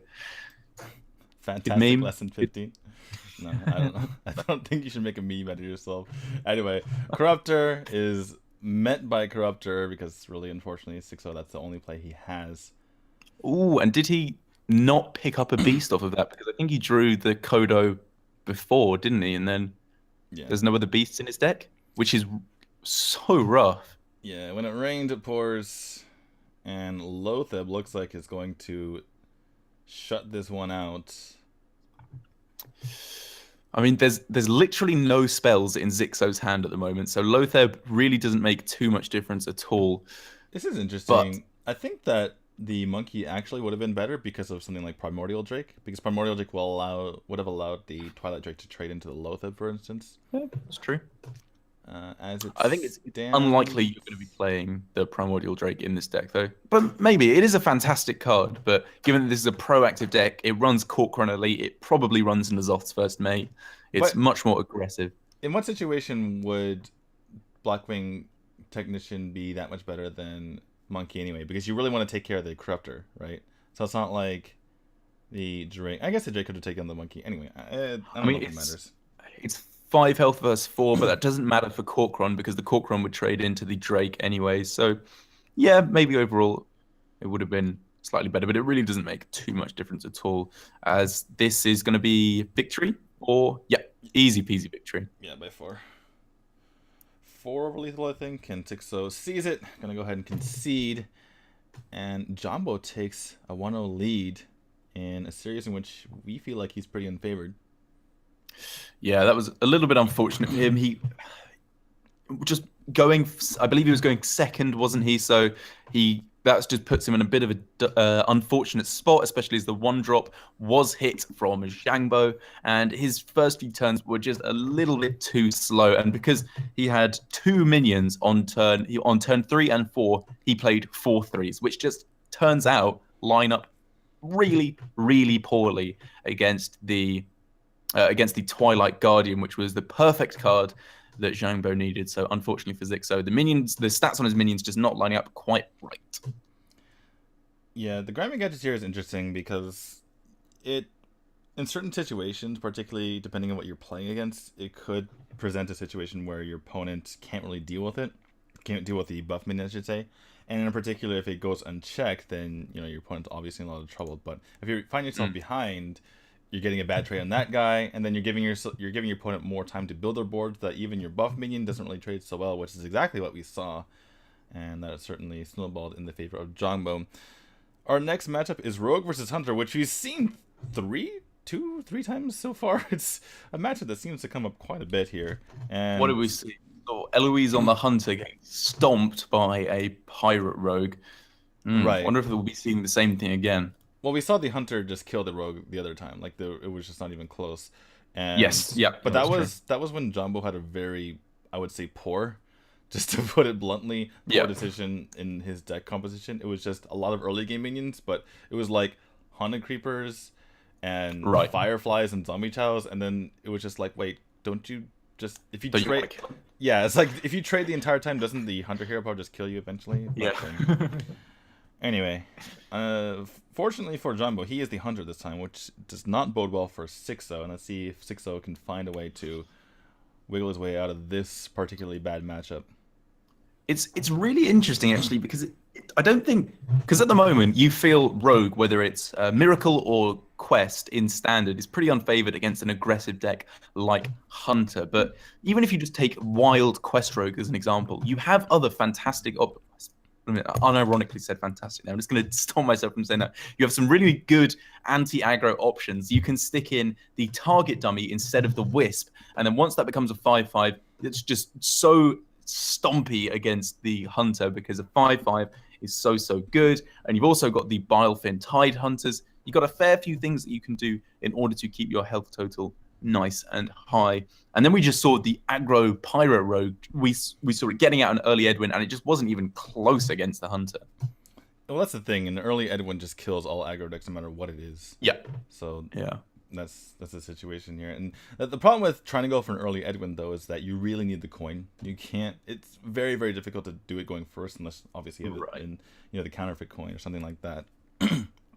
So we'll see what Xixo decides to go with here. By the way, I think I found a way to cure your use of Fantastic. Just talk like Trump, the president, not the Hearthstone player. It's the best. It's the best. We have the best cards. The best decks with the best cards. Everybody says so. Look at this guy playing Hunter. Sad. Fake alley cats. Fake alley cats. That's what the ugly one's called. It's fake cat. Yeah, the cute one is the real one. The cute one is Fox, but then that makes That's the cute one like News, Fox. yeah. What? Wait, there's a Death Lord in his Hunter. There's a Sludge Belcher in his Hunter. Is it in the Zoth Hunter? What is happening? Oh my lord. This is what we want to see. I'm going to let myself use it one time. This is fantastic. Just look at this deck. How can you not love this? Okay, on the side of the Xixo, it looks like he's playing Tempo Rogue with probably Finja. Yeah, some kind of a water rogue. Yeah, it looks like it just straight up Tempo. Yeah, putting other fantastic cards in there, like the Piloted Shredder and the Loatheb as well, just to give yourself a nice amount of stickiness onto the board on which to land your Cold Bloods and things like that in order to deliver a swift lethal to your opponent. But if you do want anti-aggro options, a couple of fantastic cards to do that are the Deathlord and the Sludge Belcher. But the second War Leader, which can come down, is actually pretty nuts here. All right, you just saw Xixo sit back in his chair and assume the Thinking Magician, like, what am I going up against? All right, well, this is a pretty nice clear onto the Deathlord here. Let's see what he picks up. For his sake, would very much like to see a Bluegill Warrior. Ooh, or a Finger even. Can you imagine? Well, he does get a Charger, which is pretty nice. On the next turn, he can go for Loatheb. And right now, Zhangbo... He only has the coin and then 4 mana, which means he can't go for something like Power Shot plus the Unleash the Hounds, or even Unleash the Hounds plus Deadly Shot. What is going on with this deck here from Jumbo? This deck is nuts. I'm not understanding the reasoning. Wouldn't you just go for aggro and just kill the rogue? Because just get him. Yeah. We've been saying this the entire time. The only way that Rogue was able to win was because of Crazy Van Cleef, which is just how they typically win against aggro. It's like that's their 40%, right? That's how they win whenever they play against aggro. but he's gone for a much different choice here with double Deadly Shot, Power Shot, and a bunch of crazy death rattles that you typically don't see in Hunter. So Xixo here is clearly thinking, I need to load up on the board first and follow up with a Loatheb, which is why he's going for the Piloted Shredder first of all, and then, as I've said before, using the Loatheb as a kind of umbrella to protect the rest of his minions from any kind of stupid AoE options or even just single target board clears. But he would have lined up pretty poorly against the Sludge Belcher if that had been the play from Zhangbo, and it also lines up pretty terribly against this exact play of the Unleash the Hounds into the Power Shot. Haunted Creeper, however, is a really, really nice minion to hit. Well, the Shadow Step is probably the last thing that Xixo wants to see here. And I'm going to go ahead and take damage onto his Haunted Creeper just so that he can pop that potentially in the future. But Xixo, unfortunately, playing Loatheb on the exact turn that Zhangbo can just play down his Hymen. Dreadscale. But he's going to go ahead and play the Belcher because he feels threatened. I feel like this is your last chance to play a threatening minion, and you're just kind of letting your opponent come back onto the board here. But we'll see how this works out for him, as Eviscerate is the pickup. It's so unfortunate that the Haunted Creeper was rolled there, because these deadly shots could be so fantastic using that unironically. However, these little annoying spiderling, hatchling, ghostling, baby ghost spiders are just going to get in the way of those deadly shots. Well, Xixo, I think he's most likely to Shadow Step again. He realizes that this is a pretty poor... Oh, no, he's just going to go through it. Okay, I was expecting him to attack him with the Loatheb. And then Shadow Step the Loatheb, but it probably saving the Shadow Step for something like... I suppose a lot of minions in his deck. Something like Leroy. He'll have so many good things that can go in combination with it. In order to use it in this deck, he'll have any charges like Bluegills, Leroy, SI7 agents, Azure Drakes. There's a whole bunch of stuff that I imagine will be really nice with the Shadow Step if he's saving it. I have faith in his play. This is big. Ooh. It does not hit. One of those times right down the middle. One of those times where you wish that Dreadscale was a battle cry, not end of turn. Yes. That would make an unbelievably large difference. But it doesn't want to follow up with the second one. It's a bit weird here because the Hero Power does nothing at the moment. You don't care about your opponent's health total whatsoever. And the bear activates when you attack face, doesn't it? Yeah, I was kind of forgetting. So it will end up triggering here and affecting the board at the very least. All right, Xixo wanting to get the damage in with the Loatheb and obviously the patches here, so goes ahead and uses Halcyon deck hand rather than hitting with the Loatheb and Shadow Stepping in and getting very, very low. Is Zhangbo here? I'm gonna go for the Deadly Shot once again, and in the middle once again. As we see the Dreadscale come down, 6 damage onto the field here. Yeah, this just really didn't work out for Zhangbo. His style of Hunter deck where you have... Olmurkai gets him, and Xixo, despite drawing counterfeit coin, despite drawing the shadow step with nothing to shadow step, is able to still finish out the game. And just have to point it out that was probably a very poor choice of decks here from Zhangbo.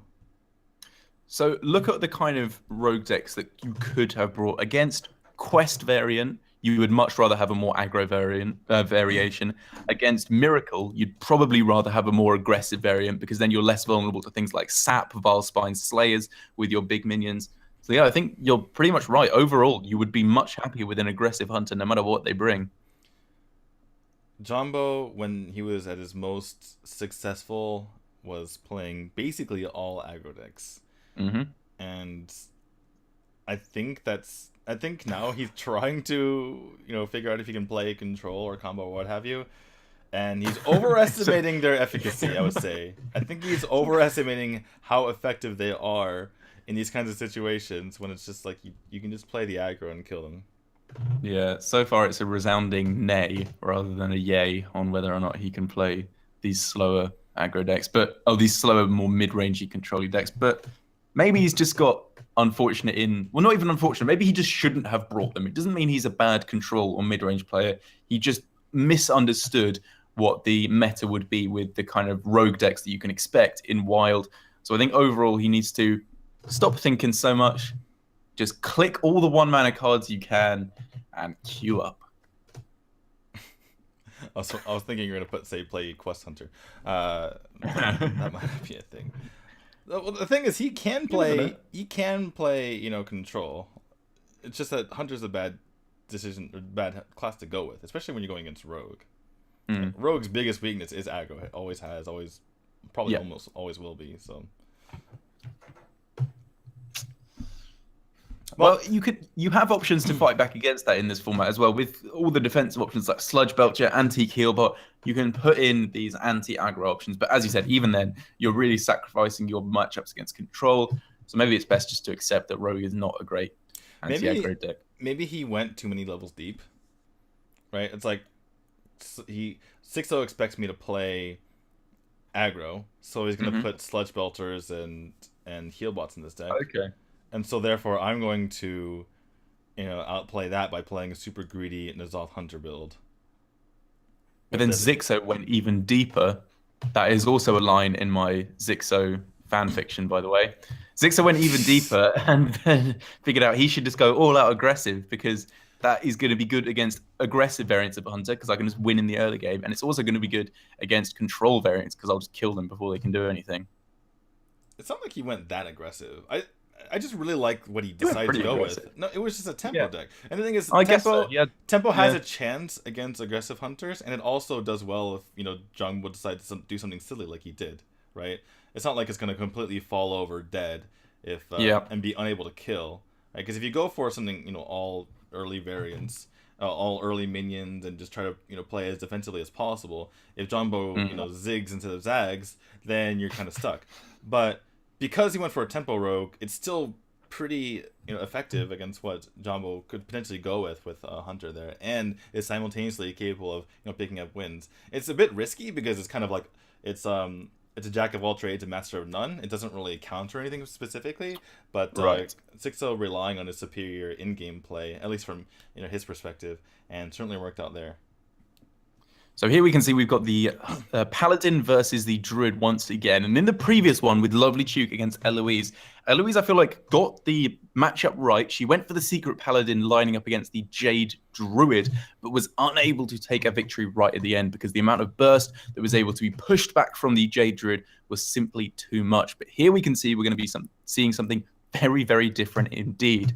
The token, I would imagine, Egg Druid coming in from Xixo, and what looks to be maybe a Secret Paladin again, or maybe just a mid-range Paladin from Zhangbo. Yeah, it seems like some sort of buff Paladin where you get a lot of early game guys. It could be, again, the dude Paladin, and he just has the Fireflies as extra 1-drops. Very possible. Because that was the real weakness of the deck from Eloise, wasn't it? Like, I think the only 1-drops she was running were Lost in the Jungle, and you just fell behind against aggressive decks. And if Zhangbo had gone for the style of dude Paladin that Eloise had brought in the first half of this Celestial Grand Show, he would have been absolutely stomped by this deck from Xixo. But it seems overall this looks like it's in a decent spot to fight back against the board, especially as he has got some really nice early game options. And we're seeing the weaknesses of both Muster for Battle and Coghammer here, as is unable to deal with this minion. Although weakness is maybe a strong term because it's pretty amazing still.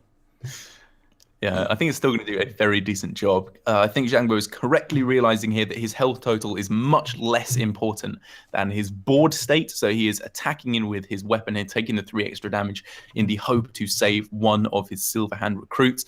And then on the following turn, I suppose he's also looking to use one of his weapon charges here so he can maybe follow up with the Coghammer. And if that doesn't work out, he has the backup plan of Flame Elemental into Hero Power. Looks like Xixo's going to go as wide as possible, realizing that there's no coin available to consecrate, which certainly makes a lot of sense here. And just have a lot of minions that deal well with 1/1s, right? 1/2s and 1/3s. That said, all of these 1/1s came off of 1 card, so not feeling too good as Xixo in this spot. And this pick seems like it's probably going to be the totem. Oh no, it's going to go for the heal. Okay. So the totem is just, it's so slow, isn't it? And like you're thinking, obviously you can go for stuff like Hero Power into Mark of the Lotus, Hero Power, Soul of the Forest. You're just probably not going to have the mana for that. If you're at the point where you have a whole bunch of spare mana, you're probably behind on board and you've probably lost anyway. So overall, I think being able to heal up some of your minions, like the eggs that you could be buffing later on, is probably a little bit more valuable.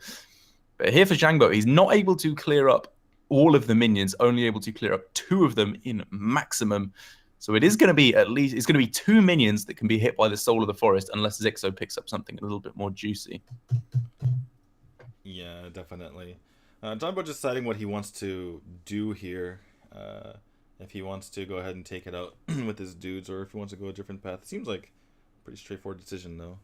Yep. Nice and easy. Just take 2 less damage in the process. And now for Xixo, with the pickup of power of Mark of the Wild, Mark of Nature.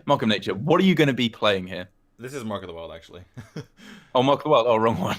Well, it helps that I can kind of read the Chinese, but Mark of Nature is the one that's +4 either way. That's right. So do you think this is the correct play here? Yeah, I do. And here we see that the Priest Hero Power is coming in and being very valuable, realizing there's unlikely to be True Silver Champion, as strange as that sounds, in this particular deck. But Zhangbo going to be loading up the board himself instead. Did he swing?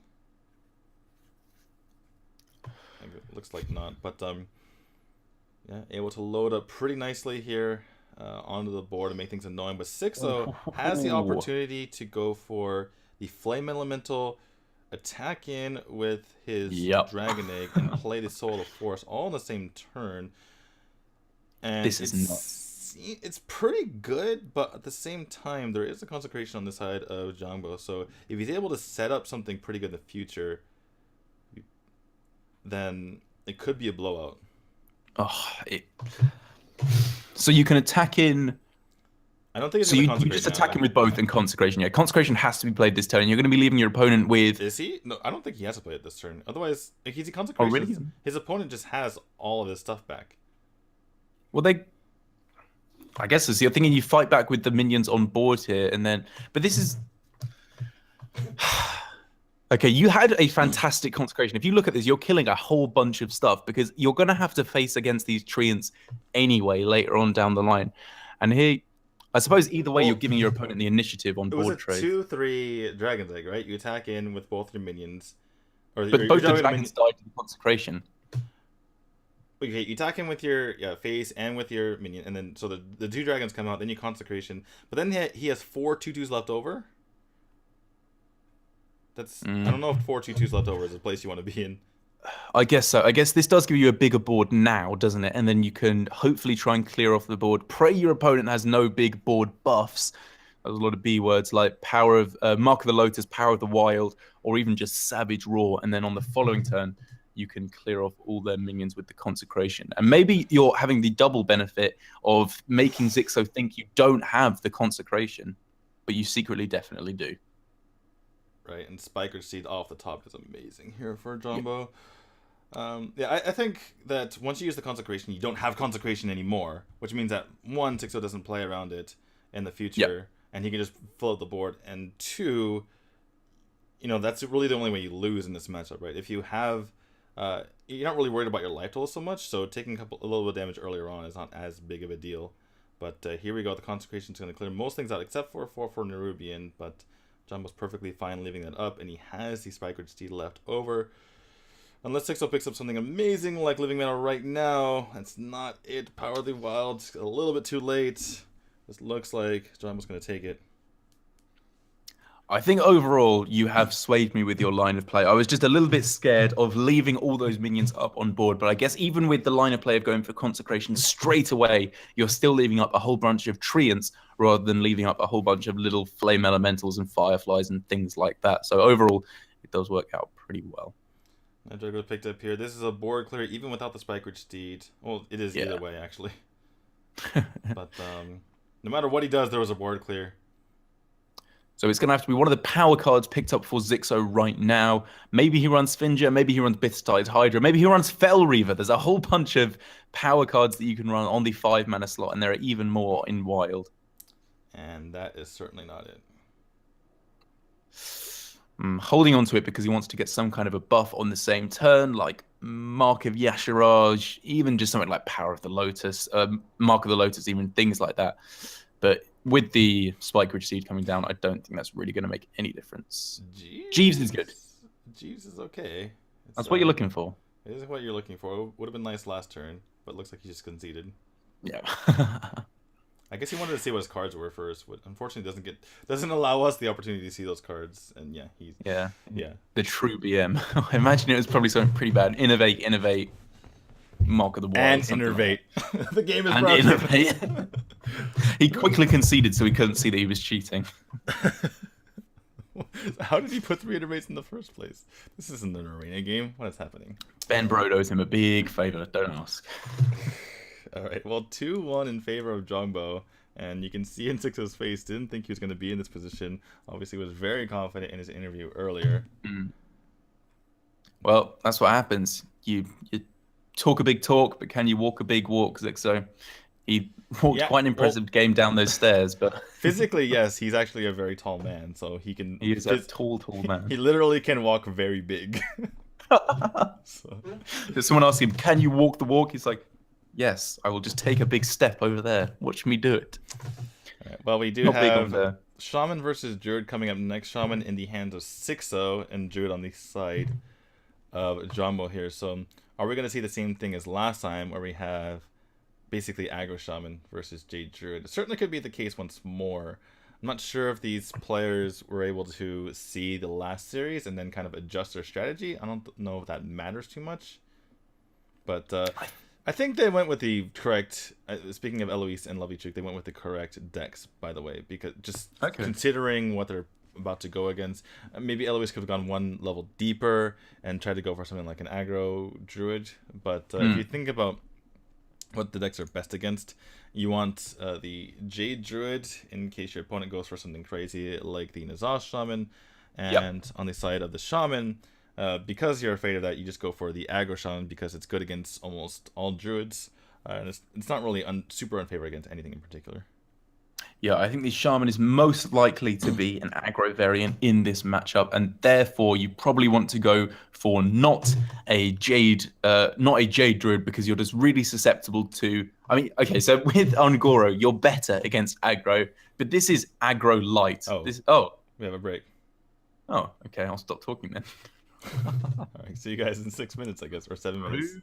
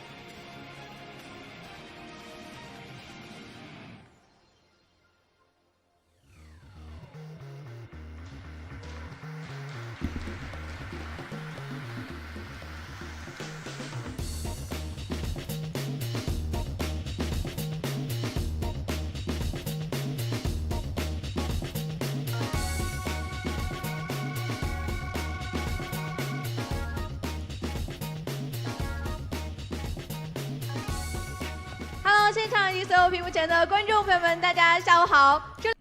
What's up, everyone? Welcome back to the NSL Hearthstone Masters, aka the Celestial Grand Show. I'm not sure what's happening now. I'm not sure if we're going to get back into the series and get into Game 4, or if we're going to do some more crazy games. We just had a lengthy break, lengthier than we've had so far. But, yeah, we know as much as you do, guys, as we get through this. Anyway, how's it going, Derek?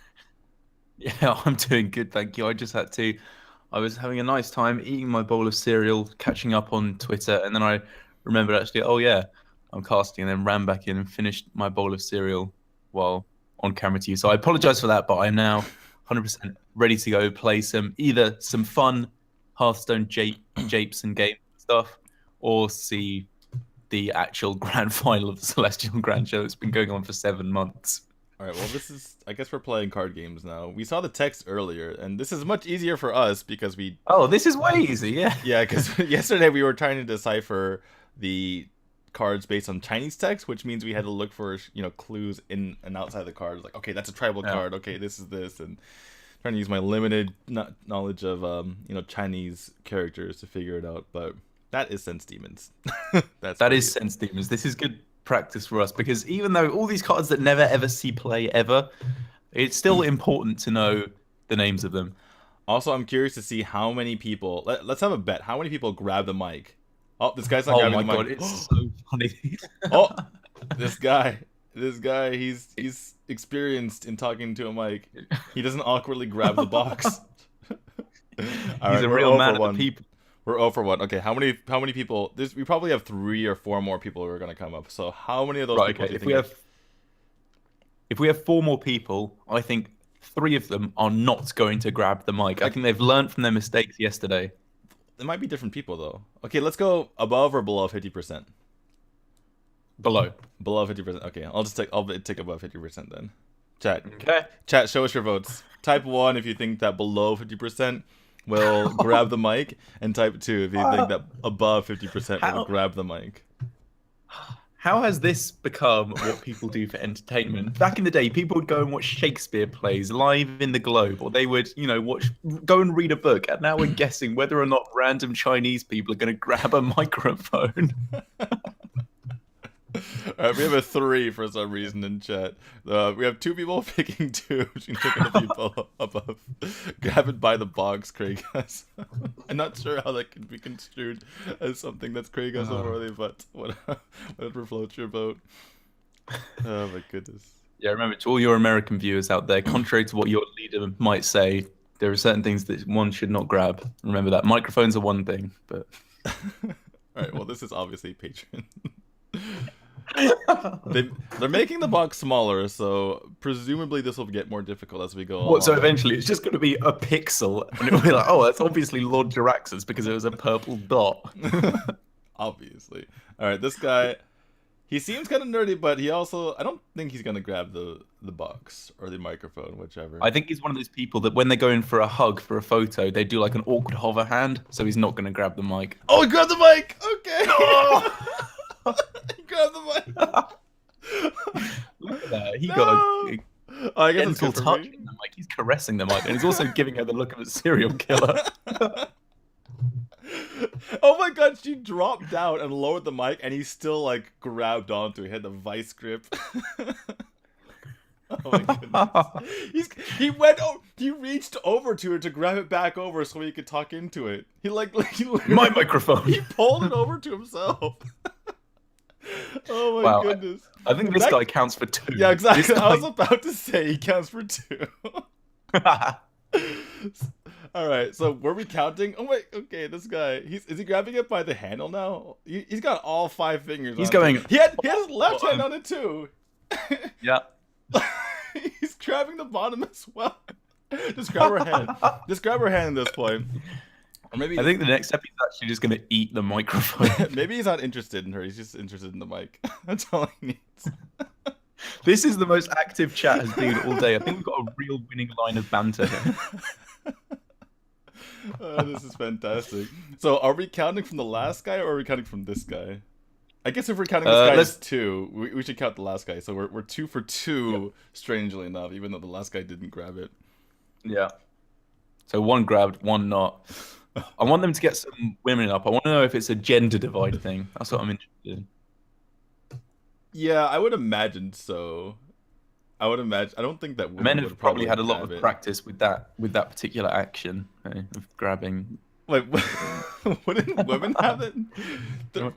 If you're a heterosexual woman, there's something to grab. Well, I guess there's things to grab for a guy too. Oh, but... wait, what were you doing? Ages 12 through 17. What were you doing all day? Okay. Yeah, but you don't reach over to someone else and grab. Well, this is suddenly turned into an R-rated cast. I don't know how we got here. All right, this guy, is he going to grab the mic? This guy is going whole hog. I can just tell. Oh, he grabbed her hand! He grabbed her hand! Oh my goodness. Oh man. Oh, he's not grabbing the mic. He's grabbing her wrist. He's going straight for it. Oh man. And now he's just like, the entire thing is just engulfed by his hand. He is going, oh, I think if this pattern continues, by the end, they're literally going to pick up the host and just talk into her face. By the way, what is that card? I can't even see. I'm going to go to... Oh, it's one of the Naxxramas bosses, isn't it? It's like, it's...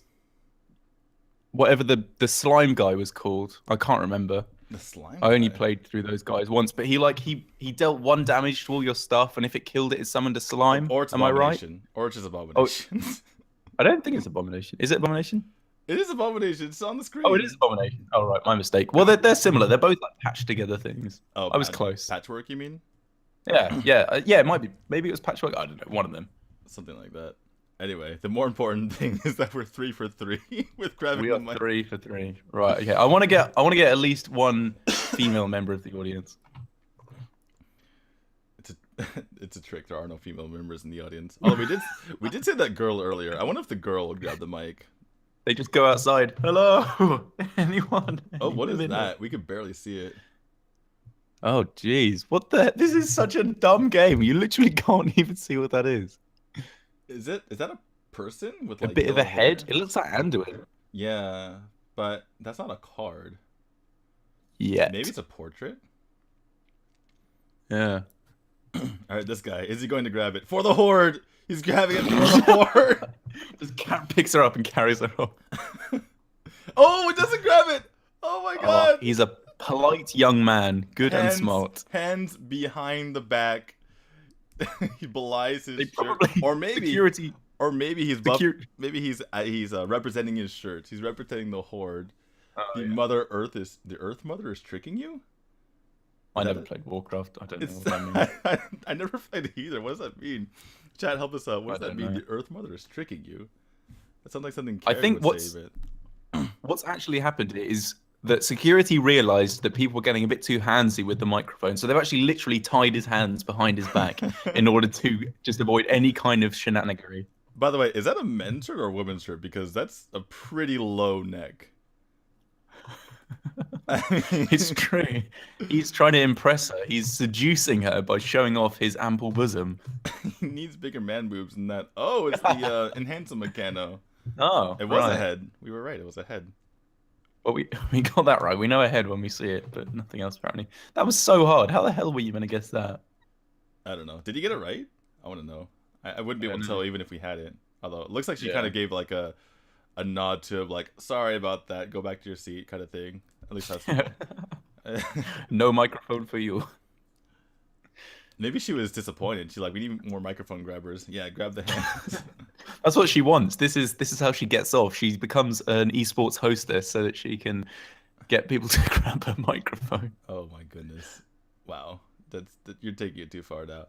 Anyway, what is this? I don't know. That looks like a I'm not here to light. judge. It looks like some sort of light. So it's probably a spell. Oh, it's a llama bot. It's a llama bot. Oh, is it? Wait, really? Guarantee. All right, this guy seems pretty stylish. Is he gonna grab the mic? He's standing pretty close. He's just gonna grab her by the waist. He just like puts his arm around her. He's standing right next to her. Oh, he's going in. He's very close. Doesn't even need it. Doesn't even need to grab the mic because he's literally right next to her.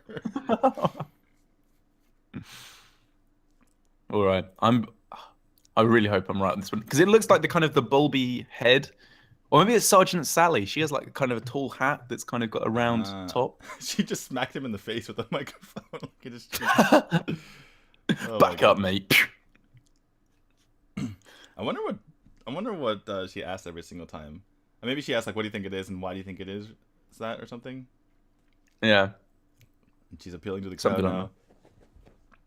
Do they agree? I think they're in agreement. They are slapping those sticks. Chat's kind of interested in his socks. Oh, it's Gebel Mekatork. He does have a very shiny head. You are right. I was not expecting very bulbous head. His head's very shiny. All right. Well, he actually like got closer as he decided to walk down. He took a little circuitous route just so he could walk around her. That was pretty fancy by him. Sick moves. It was either shady or fancy, one of the two. Okay. Yeah. It was either a slick or shady, one of the two. Okay. Anyway. All right. Looks like we have another one. Just okay. Another. We still going on. Oh my god! It's literally. Oh my god! There's no way. You can't. Are you joking? This is ridiculous. You were joking about a pixel earlier, and we're kind of getting there. That's literally just a smart. That's just a Hearthstone card back. Like that's nothing. What the heck is that? How is that a hint?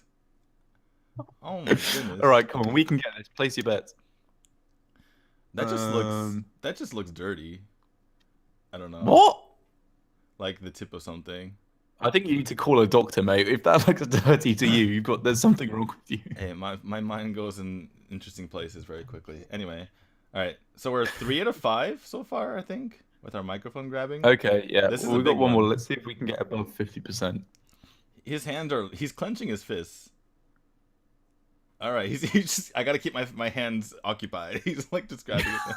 Oh, he's getting close. He's fighting himself. He's like, no, Zhang, don't grab the microphone this time. And she actually told him to get closer. She's like standing over here. He's clearly doing something right. I wonder where Xixo and Zhangbo are during all of this. Xixo's just looking around like, what the hell is this place they brought me to? Just give me my $6,000 to $8,000. Let me get out of here. I think he might place his bets. This guy also has the most Western shirt, I would say. Yeah, I know. He's a pretty basic B word. I don't want to actually say it, but is anyone in chat guessing what they think it could be? He's a basic bro. He's a basic bro. There we go. Something orange. I call Trump. Oh, you think what? President Trump is the card. That'd be an interesting card. They literally just made a President Trump card. What? Erect a 0-10 taunt wall. How the heck do you get quartermaster out of that? What the? That's impossible. If you can guess that, you deserve to have just like that's the odds of winning BlizzCon. Like that's impossible. You just give him a Ferrari. That wasn't possible. Oh my goodness. All right. But we were three out of 6, so no one wins our game of who touched the microphone. Yeah, sadly. We're exactly halfway. Oh well, we'll call it a draw. Those 2 guys tried pretty hard, though. Those 2 guys, they went ham on that microphone. They were pulling it closer to themselves, like getting ready. My favorite one though is when when Eloise was translating for Xixo. Whenever she's holding the mic up to his mouth, she just really rams it in his mouth. Well, you gotta get a clear answer. You know what he's saying. Yeah, I guess so. Depends on whether you want to hear what he has to say. Looks like the studio is filling up pretty nicely. I think yesterday Was that a dig at that fat guy? No. What are you talking about? I'm using. That it's filling up quite nicely, and they just had a picture of an overweight man. No. I'm using regular English words. Right. Okay. Oh my goodness. All right, now we're on screen, so we can't even make fun of that anymore. All right. Well, it's 2-1 in favor of Zhangbo in a best of 7. Yeah, but by no means over. This is obviously not a best of 5, so still 2 more games to be won for Zhangbo. Sorry. Yeah, 3 more? How does best of 7? 3 more. Yeah. Sorry, you actually. I'm forgetting it from. I know I was, yeah. Anyway, and the matchups that we have left are Shaman versus Druid, and the one I'm naming first is Xixo's deck, and the one I'm naming second is Zhangbo's deck. So Shaman versus Druid, which is slightly favored for Xixo, we think. Warlock versus Priest, which is probably favored for Warlock because you can go Renal Lock and just have Jiraxis. And then Mage versus Shaman, which you can go Freeze Mage in. So therefore it's favored for Mage, I would say, though you can just play Kazan and then you're in trouble. So that's a hard one. That's a harder one to call. It's a lot of mind games. Anytime there's Mage, it's a lot of mind games. Like, do you play Secrets or not? And then finally, it changes. Go ahead. I was just going to say it changes things a lot with Wild Freeze Mage, because no matter how much heal you put in your deck, there is always the potential for true 30 damage 1-turn burst with the Ice Lancers and Evolved Kobolds. That definitely swings things a little bit more towards the Mage's side. Right. And then finally, there's Priest versus Warlock, which is the exact flipped matchup that we said earlier, which would favor Zhangbo. So we do go to a game 7, it favors Zhangbo. Yeah, I think overall that's probably the correct assumption. However, we saw yesterday at least, the better player was Xixo, so hopefully that will be able to push him through. Yeah, we also saw Zhangbo with a Hunter versus Rogue matchup in his favor decide to go for a control N'Zoth Hunter, or we think it's N'Zoth Hunter. So maybe he goes for some bizarre choice with the Warlock in the end if we do get that far. Very possible. I think overall the Renal Lock is kind of so well known as being good in Wild. Like on all the tier lists, it features either first or second around the same level as Pirate Warrior, due to the power of things like Sludge Belcher. You can go for a N'Zoth package in combination with Sludge Belcher, Death Lord, things like that. You still have the combo still intact with Power Overwhelming being in Wild now that it's gone to the Hall of Fame. You can even just go, as we saw some players go for Cruelly Unshackled, and then you bring out all your big demons like Mal'Ganis, Jiraxis, even things that you can create with Cabal Trafficker that we saw Reynad do, and just get really powerful swing turns. There's so much stuff working in Renal Lock's favor. And the big thing about Renal Lock is, unless you're playing as another Warlock that can tech in Sacrificial Pact, there's really no way to completely counter it. Yeah. So that is one thing to keep in mind. But, well, I mean, this is about as long as you can Tiddler and the female caster talk, so I guess we're going to continue to talk Stone It Up here. I'm actually curious to... She's been casting basically all the matches since the 5-man run robin.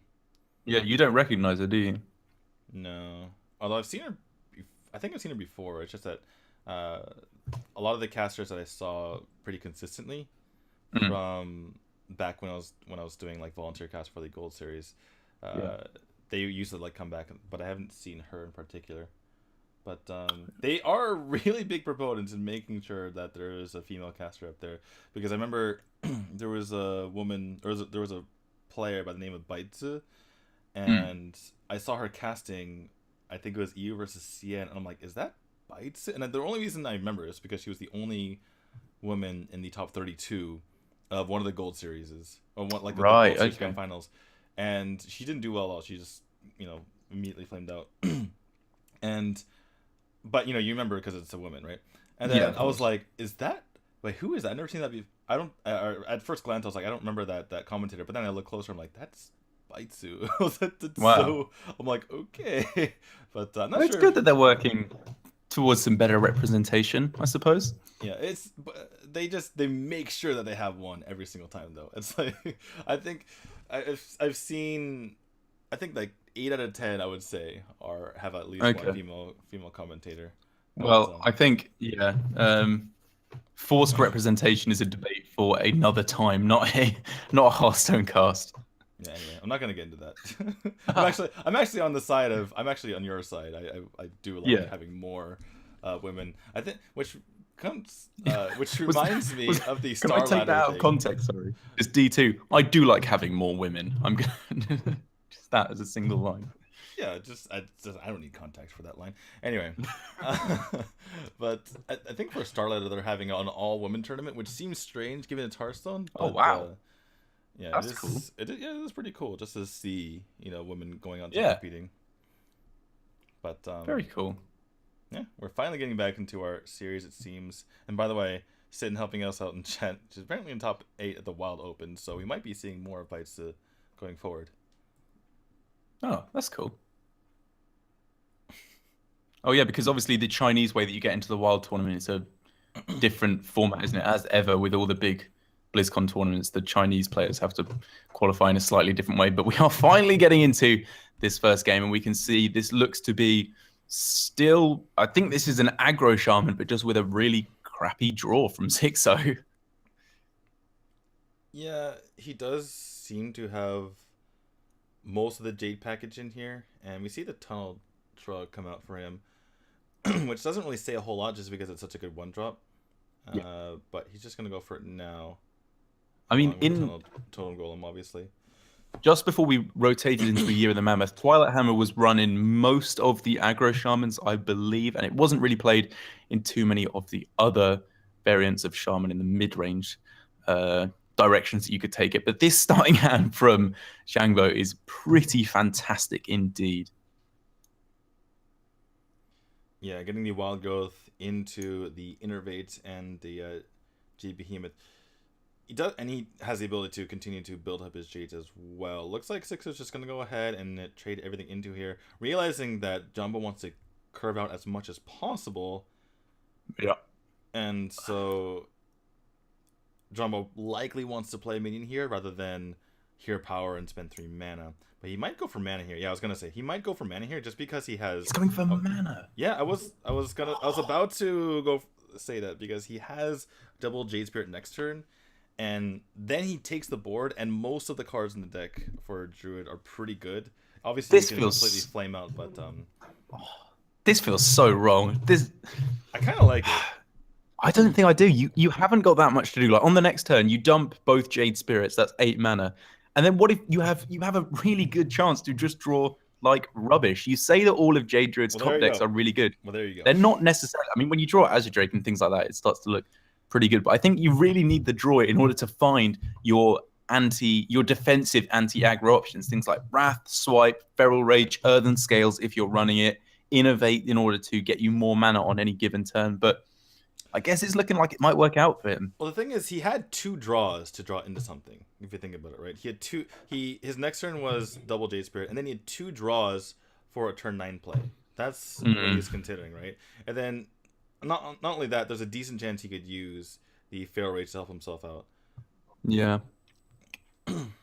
Okay, I can see the reasoning for it here, but you have to top deck a lot of mana's worth of stuff in order to make it worth.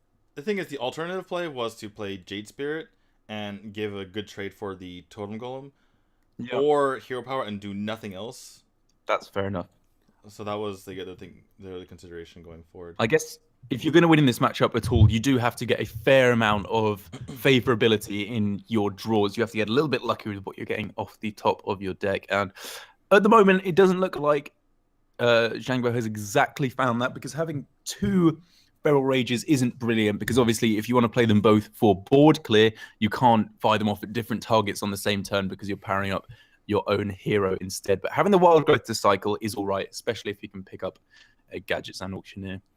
All right, Xixo has a full board clear here if he wants it. Looks like that's what he's deciding to go for, at least from it seems like here. Not going to be overloading either, which is nice for the sake of Aya. And has a pretty decent board left over, unless his opponent picks up Swipe off the top. He has an extra draw for it with the Wild Growth as well. And outside of that, he does have the Feral Rage to at least kill off the Flame Tongue Totem, which is pretty good as a backup. All right, here we go. Swipe would be a really nice pickup right now. Doesn't get it, but gets Aya. And so Aya Blackpaw is making a 4-4, I believe now, and a 5-5, which is really good, but you do have to prioritize clearing the board first. Right. In particular, that Flame Tongue Totem represents 10 or so damage if you include all insane the amounts. Yeah, it's really insane. So you kind of, even though Aya is a lot of value there, you're better off clearing out the Flame Tongue Totem first because Aya just kind of dies to these 1/1s, unfortunately. Gadgets and Ferryman comes up for 6-0, which is not too bad actually because you can bring back Aya. Yeah, it's kind of slow, but if you completely run out of stuff to do and you're just top decking and you have all that excess mana, then that's pretty all right. But Innovate here is really not what Zhangbo was looking for. Well, here is your side of the argument where we're not running into much stuff to do.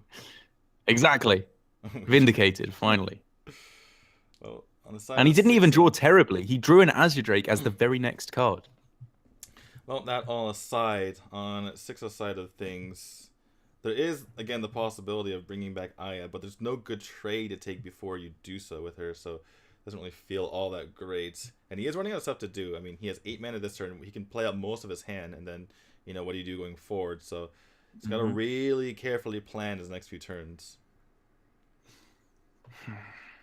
So yeah, you're in a really nice spot as Xixo because you've drawn all your minions now, which is good, which means your deck is very likely to be quite a lot of burst, which is what you want to find in the later stages of the game. So things have come in the right order.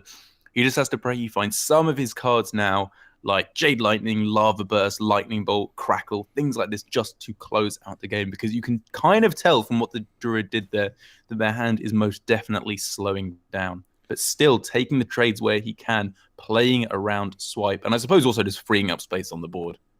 Right, he needs the space, and I think, he's going to play the Honda Creeper here and push the rest face and force the opponent to deal with the Aya. And I like this because Zhangbo is not inclined whatsoever to kill the Aya, and so maybe Xixo can bring it back later on anyway.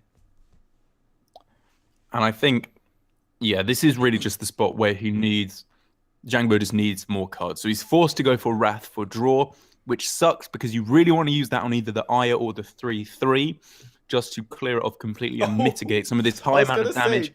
However, was it better to go on the 2/2 reasoning that just because you have to get Swipe? Yeah. Something to consider because, as you said, if he doesn't get Swipe, maybe he just doesn't have a chance anyway. And now in this spot, that's just a 2/2, which is just alive, whereas it would be dead. Yeah, and there were so many more options. If he had done it on the 2/2, he could have killed the Creeper with not his 5/5 and then kill some other stuff. He just has so many better trades. Now he has to decide whether he wants to kill the 1/1s off the Creeper or the 2/1 here, it looks like. And it looks like he's going to go... Well, he can kill both of them, but then he's not killing like a 3/3, for instance. Or anyway, a number of things is the point. So things working out decently well here, at least, taking off the vast majority of damage on the board, which is leaving Xixo with 8 overall, including the weapons. So going to have to be 6 damage off the top. So that could be Crackle. It could be... Oh, he's running Hot Spring Guardian. So maybe this just isn't an aggro variant. Maybe I just completely misread what this deck is. Well, I saw the Hot Spring Guardian in his mulligan. I was just getting confused overall. Right. I must have missed that one then. I was just wondering what was happening in general. I suppose I shouldn't assume. There are a lot of cards here that make it look like an aggro variant. The Hammer of Twilight especially made me think it's leaning more in that direction. But I guess you have so many, if you remember back in the day, the line between mid-range and aggro shaman was so blurred. It was basically just, do you run Lava Burst or do you run the Thunderbluff Valiant was the real difference between the two decks. So I guess maybe it is a slightly more mid-range variant. All right, so Xixo didn't have a great way to bounce back Aya, because if you bounce back Aya, then you can't play Aya on the same turn, which takes off pressure from your opponent. And wanting to put on full pressure here, just decides to go ahead and bounce back his Firefly, and this is a bad spot to be in if you're Zhangbo. Probably needs to immediately just fail rage for the armor here. So this is a 1-mana 6/6 that you're playing, but when you have this much spare mana, it might as well be a 5-mana 6/6, which is just really average because you just don't have the cards that you need in order to fill out your 10-mana cost. So you gained more crystals off of the Nourish, but you just don't have what you need in order to fill it in. Now in this spot, Xixo can take, I suppose, a nice trade on the 5/2 and then just plow everything else to face. Yeah, you're tempted to just push everything to face, but you kind of want to protect your Aya a little bit here. Make sure that the 6/6 has to go into it. So this certainly makes sense. Just get the minimum damage necessary into that and push everything to face here. Lava Burst off the top would have been lethal there, by the way. Just mentioning.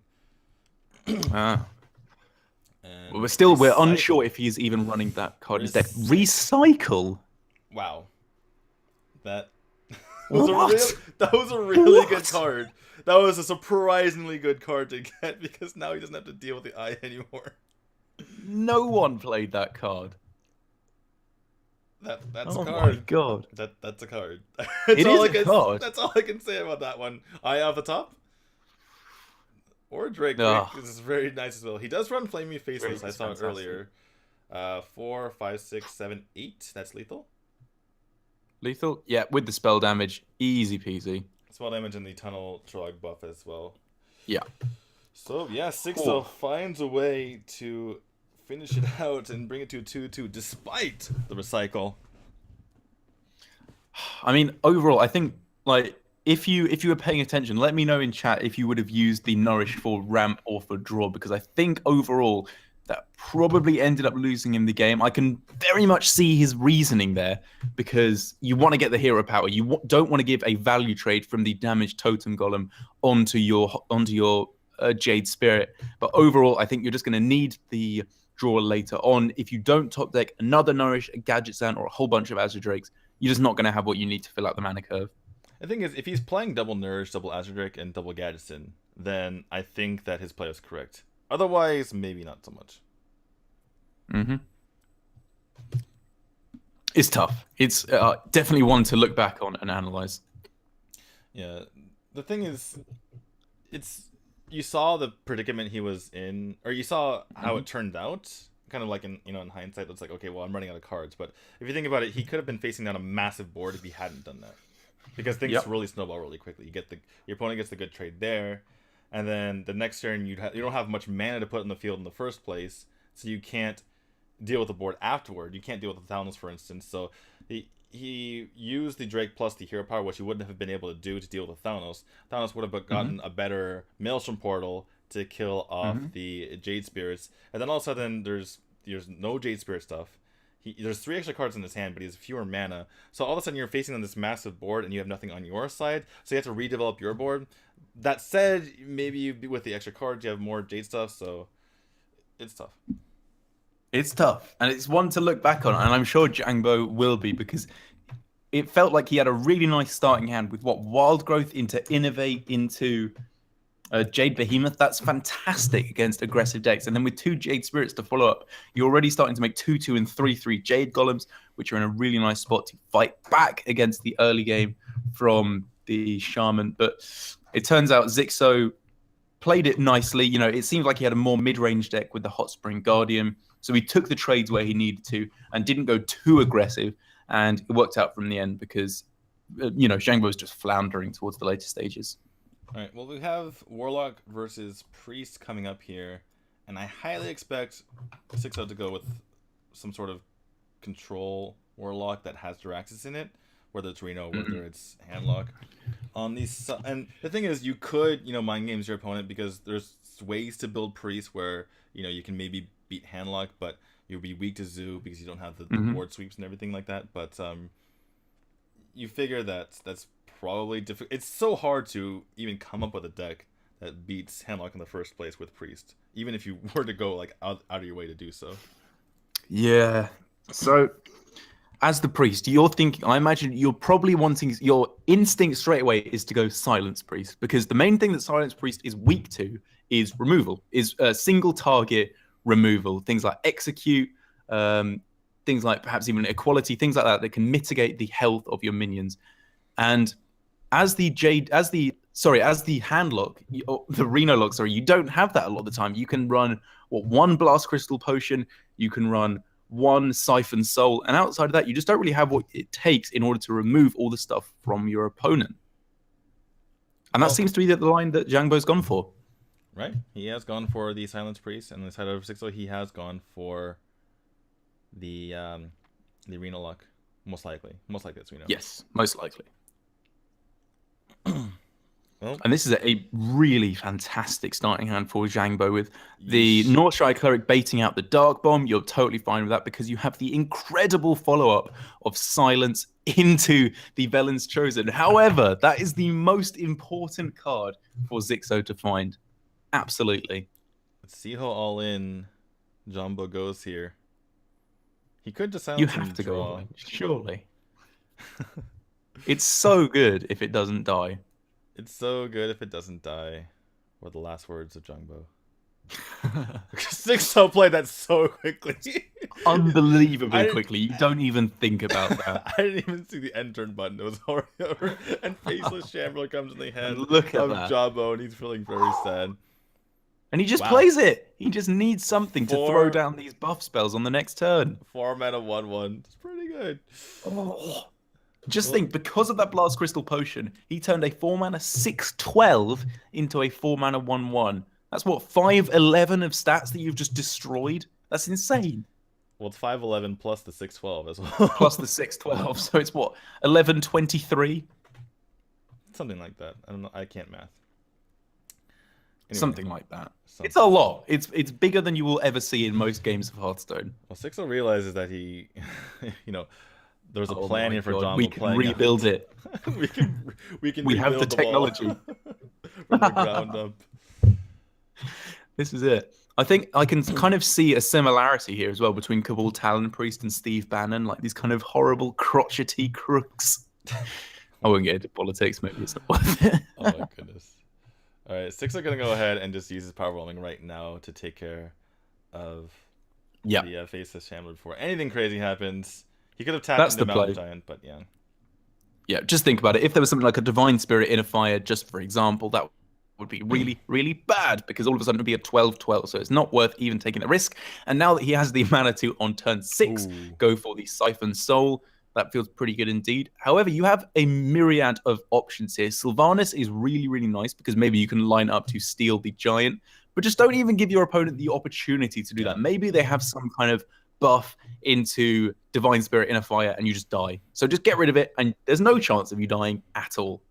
And it's just a pass. There's nothing that Zhangbo can do. Exactly. Don't take any chances. There's not that many minions in the deck of Silence Priest. You just play the few that you have, and then you buff them like crazy, and you kill your opponent. And Xixo says, if I just kill the minions, I win the game. No need to take any chances. And it seems like he's on cruise control now. I think cruise control is probably the right word for it. He's just playing his stuff out. There's nothing that Zhangbo can do here. It just turns out, because I was saying, there's only 2 real hard removal cards. I suppose Twisting Nether as well. But basically, it's Blast Crystal Potion and Siphon Soul for Xixo. And he found exactly those 2 cards, and they both hit the perfect target. So really nicely done from Xixo. Yeah, Siphon Soul not nearly as important to be in the hand there, because he could have traded and then he could have done some other stuff, likely wouldn't have died, but in particular that Blast Crystal Potion was the game. If he didn't have Blast Crystal Potion, he loses. If he does, he wins, and that's how it went. Was there a chance? Because it wasn't like an double in-fire. 6/12s. It was double 6/12. It was double 6/12. Maybe if he had a chance, maybe he would have had a chance if he top decked it on the next turn. The other thing I suppose that could have happened is he could have gotten the what's it called? Not Faceless Chamber. What's the card called? Faceless Manipulator. If you got Faceless Manipulator on turn 5, his opponent had a 6/12 taunt, and he maybe copies his opponent's thing. That's one of the other ways he could have had it. I know I'm putting it like kind of binary, like he wins or he loses. There's other things he could have done that would have helped him, but that was the most bad. slam dunk. You know, I just win the game right there. I think slam dunk is probably the best term. He slammed that Blast Crystal Potion, and like, Zhangbo got dumped pretty hard. I didn't even see the entered button. It was just like he was putting it out of his head before it happened. It's like, I am killing that right now. Not even going to take a hint of a chance on that one. And that means that Xixo is up 3-2. He was down just before the break, and he's won his first in a really, really good spot to win the entire tournament. Curious to see what he's gone for with his mage this time. Last time he won the mind games versus Lovelychook, as Lovelychook had double Eater Secrets in his deck, and Xixo played Tempo Mage when, you know, Freeze Mage would have been amazing against Paladin in general, you know, not considering this tournament. But right now he could go for the Freeze Mage, especially because Shaman is very good at dealing with things like Tempo Mage, unless the Tempo Mage has an amazing start. Because if you think about it, like all the cards that are decent in Tempo Mage, they're 1-for-1 training with Shaman, but Shaman is really good at making tokens. So for instance, you're playing something like, you know, a Forgotten Torch onto one Feral Spirit, or like, you know, part of a Totem Golem, or, you know, 3 mana for the 1 mana Tunnel Trunk, things like that. Things have to line up pretty perfectly, as you said, as the Tempo Mage, in order to take efficient trades and not fall too far behind on either board or card advantage. You have to get things like Blood Mage Thalmos into the Arcane Blast, or get a crazy kind of Flame Waker coin into a whole bunch of spells. You can always make disgusting things happen with Tempo Mage, and especially with cards like Mad Scientist, the high roll potential is even better. However, for the Shaman, if you just want to go against kind of an aggressive-ish deck, you can call it, as the Tempo Mage, you have all the fantastic early game cards in Wild with things like Tunnel Trog, Totem Golem, all the usual suspects you've learned to hate so much over the years. But you also have the great defensive options that we got in Ungoro with things like Volcano and the Hot Spring Guardian. Right, and we'll see how extreme both of these players have gone. Looks like a very aggressive option here for Zhangbo. And on the side of Xixo, going for your standard kill you in 1 turn Freeze Mage here. Even mulligans away both of them. Interesting enough, just wants to get, you know, those 2 drops in hand. Thinking of Mad Scientist and the Arcanologist. That's the thing. With this deck, you have so many fantastic 2-drops. You can put in Loot Hoarders, Mad Scientists, Arcanologists, Novice Engineers. There's so many fantastic things you're looking for. But here we can see one of the most important cards, probably one of the few tech cards he's put in his aggro Shaman, is the Crazed Alchemist. And as soon as a Doomsayer comes down from Xixo, it will be devastatingly good.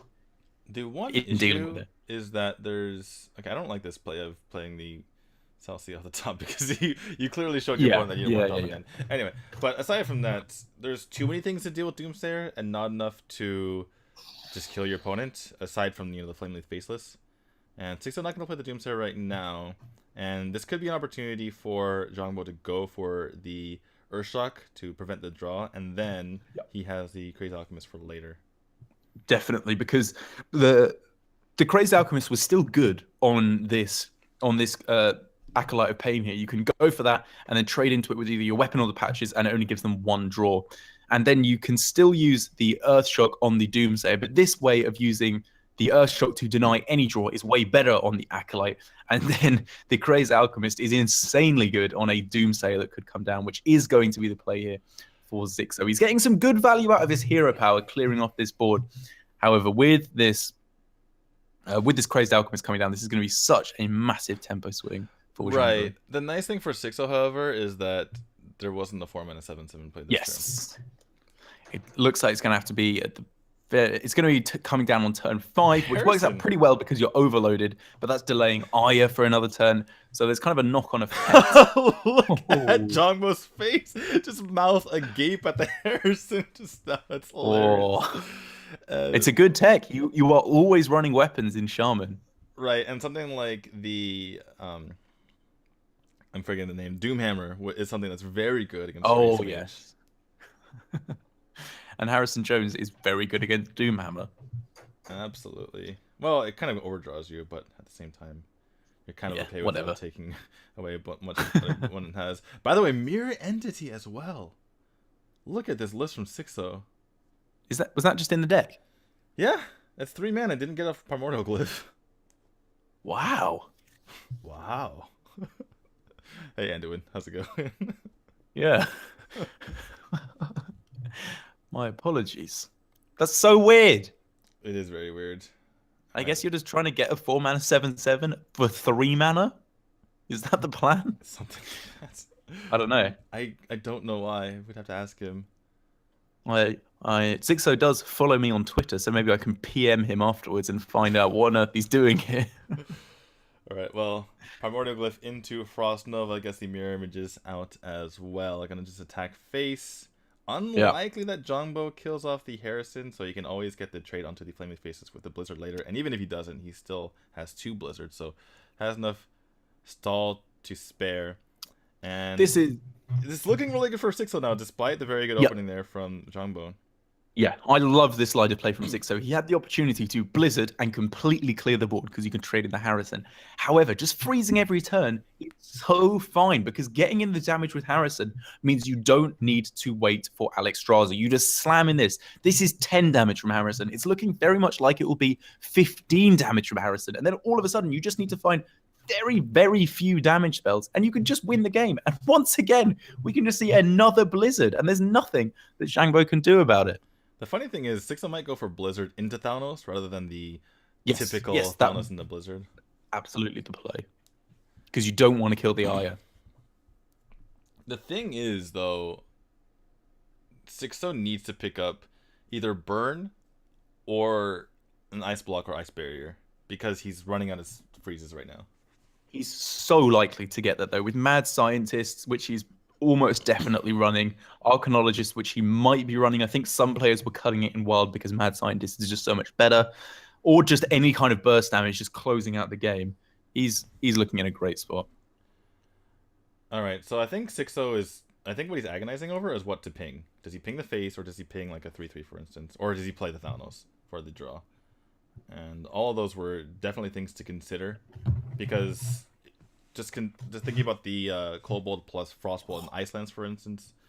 But yeah, picking up minions is not very good here for Zhangbo as he's continuing to just take a lot of damage. And this Harrison is going to continue to live 5-6 damage on the field just now.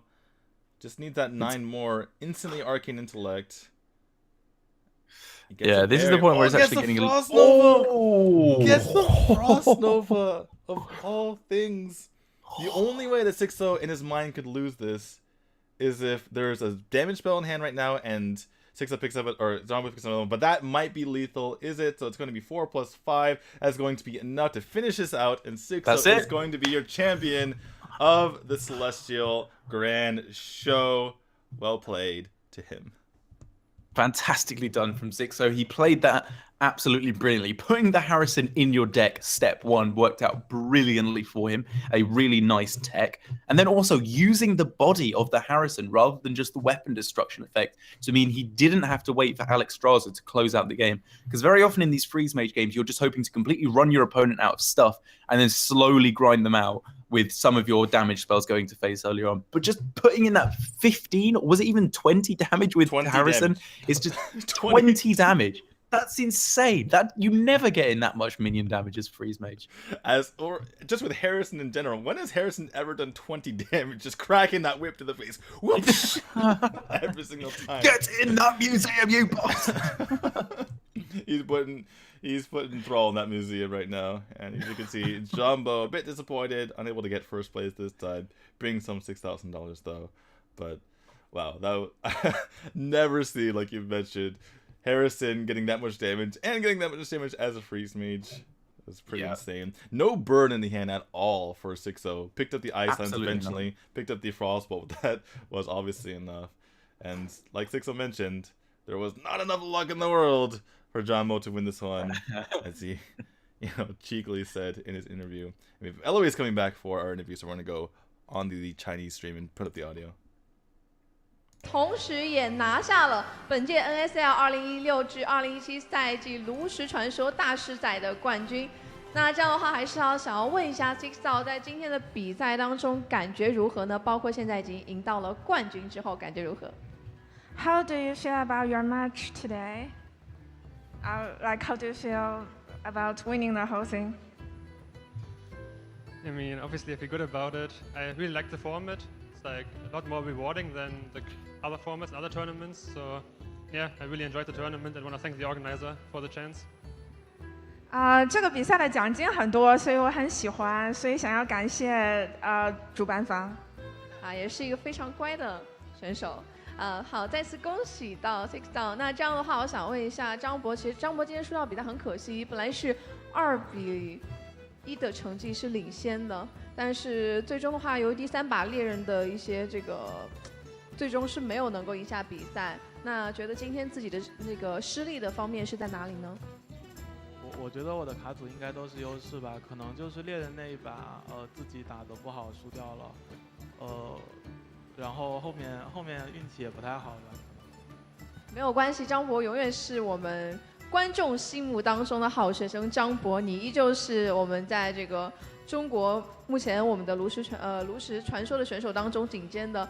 再次祝贺到 Xixo。那同时也想问一下 Xixo， 在对方领先2盘的时候，自己是一个什么样的心情呢？依靠什么样的实力扳回这场比赛的 When he's two more wins ahead of you, how do you feel? I felt kind of disrespectful because in the group stage, in the first round, he relied on me winning to advance. Like, there was one game where if I lose, I still advance, but he would be out, so I won for him. So it's like kind of disrespectful that he tries to beat me after that. 他在小组赛的时候，曾经有一场比赛是，如果 Xixo 输了，那张博就没有晋级的机会了；如果 Xixo 赢了，张博就有晋级的机会。所以，所以他当时赢了，张博才有晋级的机会。所以他说，如果张博把他打败了的话，其实他觉得挺别扭的。好，非常可爱的选手。那想问一下张博，其实今天 Xixo 的发挥非常出色，有什么就是觉得对手赢在哪里呢？可以点评一下你的对手吗？对手就是一直实力非常强吧，然后其实我觉得这次他的准备可能没有我充分，但是我失误比他多吧。是的，看来张博还是给到对手 Xixo 非常大的肯定。那我这边想要问一下 Xixo， 参加完这次 NSL 之后的话，还想要来到上海参加到下一次的NSL 的比赛吗？Do you want to take place in the next NSL in Shanghai? Yeah, of course, looking forward to it. Like, I really like this one. I really like any other formats in Hearthstone, so I would play anything that like isn't the standard rule set. 我对只要不是标准模式的任何比赛都很感兴趣。非常有个性的一位选手，再次祝贺到 Xixo 获得到今天比赛的冠军，同时也非常感谢张博在这2天的比赛当中奉献给各位观众非常精彩的比赛。那这样的话，我们先把我们的画面交给解说来回顾一下今天的精彩的决赛。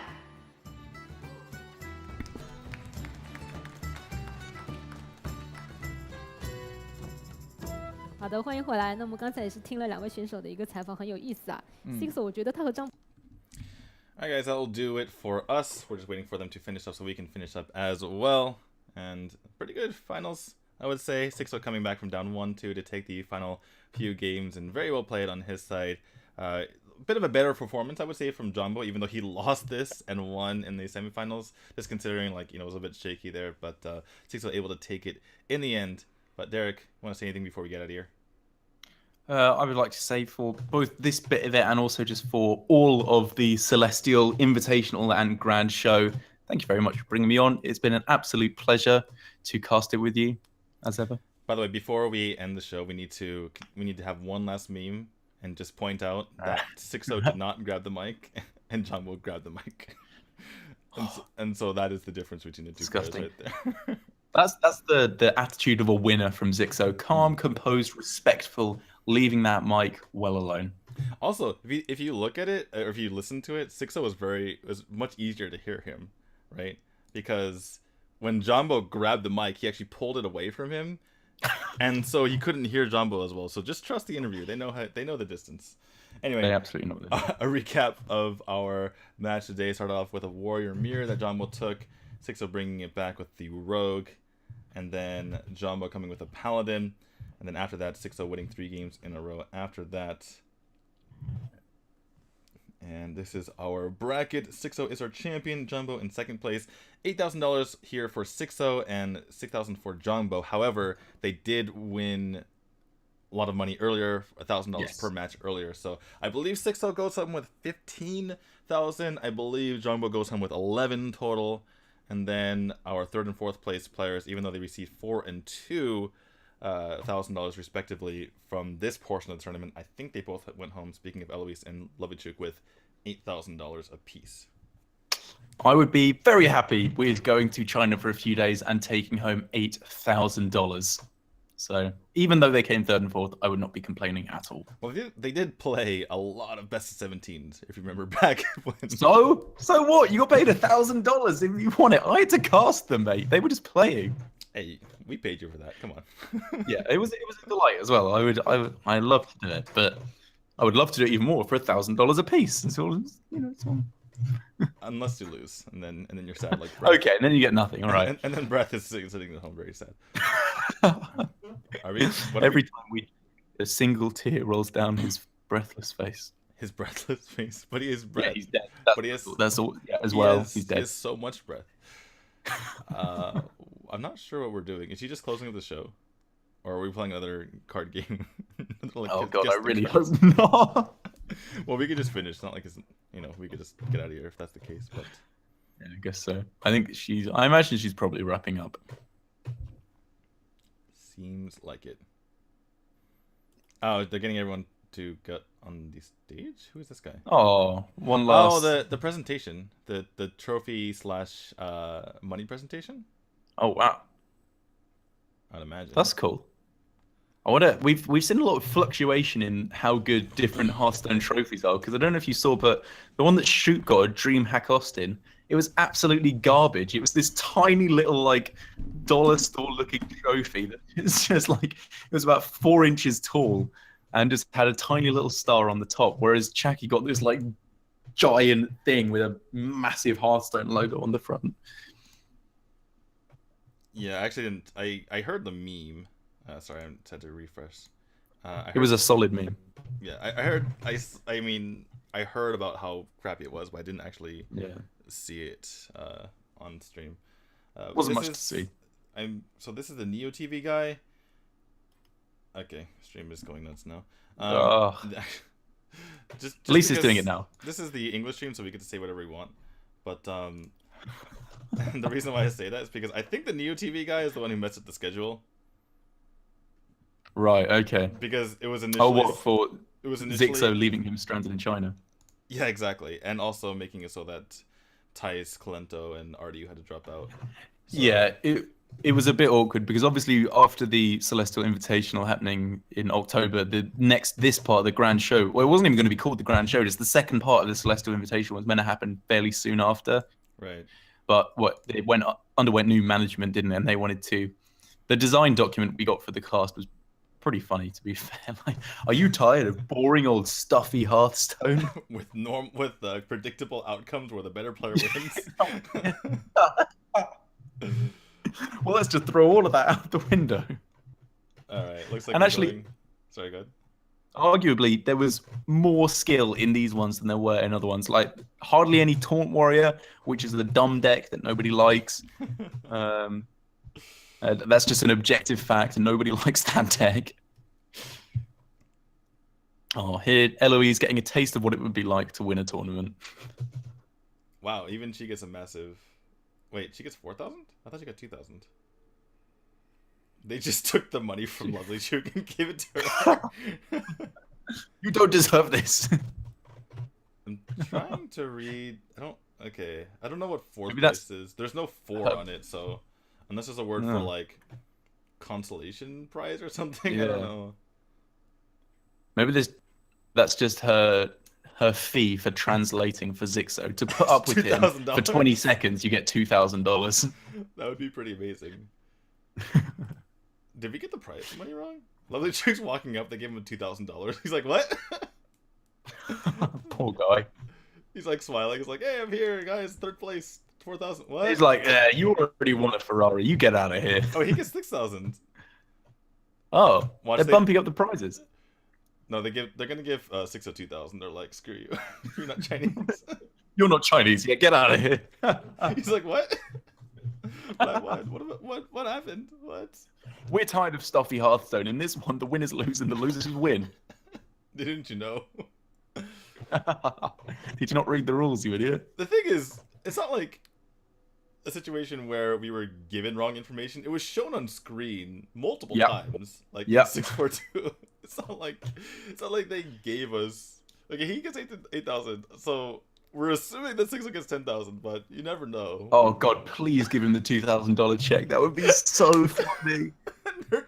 They just mess up the checks. You're like, wait a second. Oh my God. Oh, I'm begging you, come on, NSL man, prank him, roast Xixo, please. He needs it. He could do with being brought down a peg or two.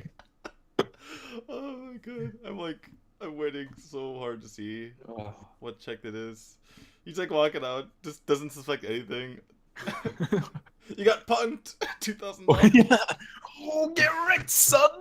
Oh no. No, the stream. It's not working. Oh my God. Oh, is he going to give a big $11,000? What's going on? What is He's happening? got a free. Oh, that's for the matches he won as well. Are they bundling in $1,000? No, he won way more than that. But in the previous one, he just won 3, didn't he? I see. Right, that makes sense. That's it, isn't it? Okay, that makes sense. Yeah. Okay. But so in the bit where it was Reynad was in as well, and they were qualifying to come to the LAN finals, they got $1,000 for each series they won, which has been lumped in together. But they must have just made these things right now, these cardboard things. They must have prepared a 10,000 one as well in case anyone else won. And a 9,000 if Xixo got second. Oh yeah, true. They've just got giant checks lying around. It's China. Somewhere there's a $10,000 and $9,000 check lying around, and I think we should go grab them. I'll have those, please. Xixo, grab them for us. If you're listening, run! Grab. They can't catch up to you with your giant legs. grab the $10,000 and the $9,000 ones. I love how he's just pointing out the fact that he's just like so massive compared to everyone else on stage, just holding it above his head. I know. I really want someone to just shout Gojira. Oh my God. That's a Japanese thing, but okay, sure. Oh, I know. No Chinese equivalent feels bad, man. Monkas. Do they not have a kind of... Is Godzilla not a thing in China? Oh, they probably know what it is, obviously, but... Yeah. I get... Fine. We'll not call it an Asian thing. We'll just call it a universal thing that everyone knows. Yeah. There we go. Alright. They're probably wrapping up. We should too. I think... Yeah. After oh my God, a very long time. I can't believe that Celestial's finally coming into an end. Oh, I'm going to have to send Sin, the lovely person who's been organizing this for us on our side, a lovely message. I love how it's ended up with me and you two. We're just like joking while the finals are going. Oh my goodness. Will he grab the mic? Way! Oh my goodness. That ended up being a complete tie as well, which is funny enough as it is. Yeah. What are we looking at? We're looking at a screen on a screen. Screenception? What does that say on the top? Rebroadcast? Oh. Shoe on head? The last character is like using broadcast. Well, tune in next time, guys, to D2 Reads. Right. I think... Wait. Oh, this is a replay of today's events? Oh. Or the tournament events, I'm guessing? I guess so. We just saw it. Well, this is yesterday. Oh my God. Well, we just saw that as well. I don't know. This is pretty cool. Just a look at what happened overall. Xixo out mind gamesing Lovelychook. Yeah, he did. He did play pretty well yesterday. To give him credit, I think he deserved to win this overall. I love how they're showing the interviews with Eloise just to find out that situation. And here's our here's where we looked at the Chinese text and tried to figure out what cards there were. Instead of looking at a 3x3 square of pixels and trying to figure out that it's Gelbin Megatalk. This was Eloise versus Zhangbo yesterday, and oh yeah, this is where Zhangbo did 30 damage in one turn. That game was sick. That game was so cool. And like you just can't do that in standard anymore. Didn't even even need Malagos for that one. Yeah. You could kind of do it in standard. Wait, did they say have Ancestor's Call? I guess No. Ancestor's Call not a card anymore. No, it's just because you don't have Thorasand anymore. Thorasand is really what lets you do that crap. This was today's match where Eloise got the amazing Vol'jin, but Lovelychook was able to win with Druid versus Secret Paladin. I miss Emperor Thorasand into Malagos so much. Malagos Druid was one of my favorite decks of all time. So that was Lovelychook taking third, and Eloise falling to fourth. And here was our finals, where we had people, where we had the excellent walking down the stairs from the host, but the awkward walking down the stairs from Xixo. He's so funny. He just looks like he doesn't care at all. I mean, I'm sure he does, and he seemed to be pretty happy when he won, giving it a little fist bump. But Wait, he didn't grab looks the mic that time. cool. Zhangbo didn't grab the mic in the pre-match interview. Oh, there's something deeper afoot here, methinks. He lost all of his confidence during the match. Alright, well, Back to grabbing the mic. But yeah, I think in these games, it was in the earlier ones, Xixo just kind of got unlucky. He played everything pretty well, but Zhangbo just had the answers he needed. Whereas in the later ones, he obviously in the Reno Lock one, he did draw Blast Crystal Potion in this exact match, which was insanely lucky. Look how fast he plays this. Like as soon as it attacks, Blast Crystal. That's that. That was fantastic. That was, I believe, the phrase is Whirlwind Slam. Alright, and then the thing that we literally just saw 5 minutes ago. Yeah, thanks for that again. But yeah, as I said, in the later stage with the Freeze Mage and stuff, I think he just kind of played it. He played it so well and absolutely deserved to win those games.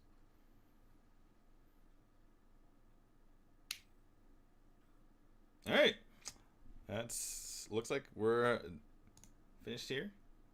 Derek, I want to thank all the casters that helped us out throughout the tournament, including Xixo. By the Xixo was one of our casters for at least one game. Oh yeah. And yeah, I guess I think I have it here somewhere. One second. All the casters from over the months. It was you, me, Lorinda, Abar. We had Blackout for one game and Ignite for one game. We also had Patra at the very beginning, and then who am I forgetting? Hermes. Oh, Hermes did the second most cast after me. He was a beast during all of this. Mm-hmm. And anything I'm forgetting? Hold on, let me just check my list here. And the stream already ended, so we're going over. And yep, that's it. That's it. Thank you to all those people who worked all the best of 17s and worked those crazy long matches. And yeah, we were done here with the Celestial Grand Show, the extension of the Celestial Invitational. Thank you everyone for watching this entire time. And we will see you at the next Celestial Invitational or whatever we have. Well, I tell you what, you will see me at. I'm going to plug Tempo Storm here in 11 hours. The Gladiators Cup here on Tempo Storm. I'll be casting with Rich. Make sure you see that. All right, see you guys later. Bye-bye.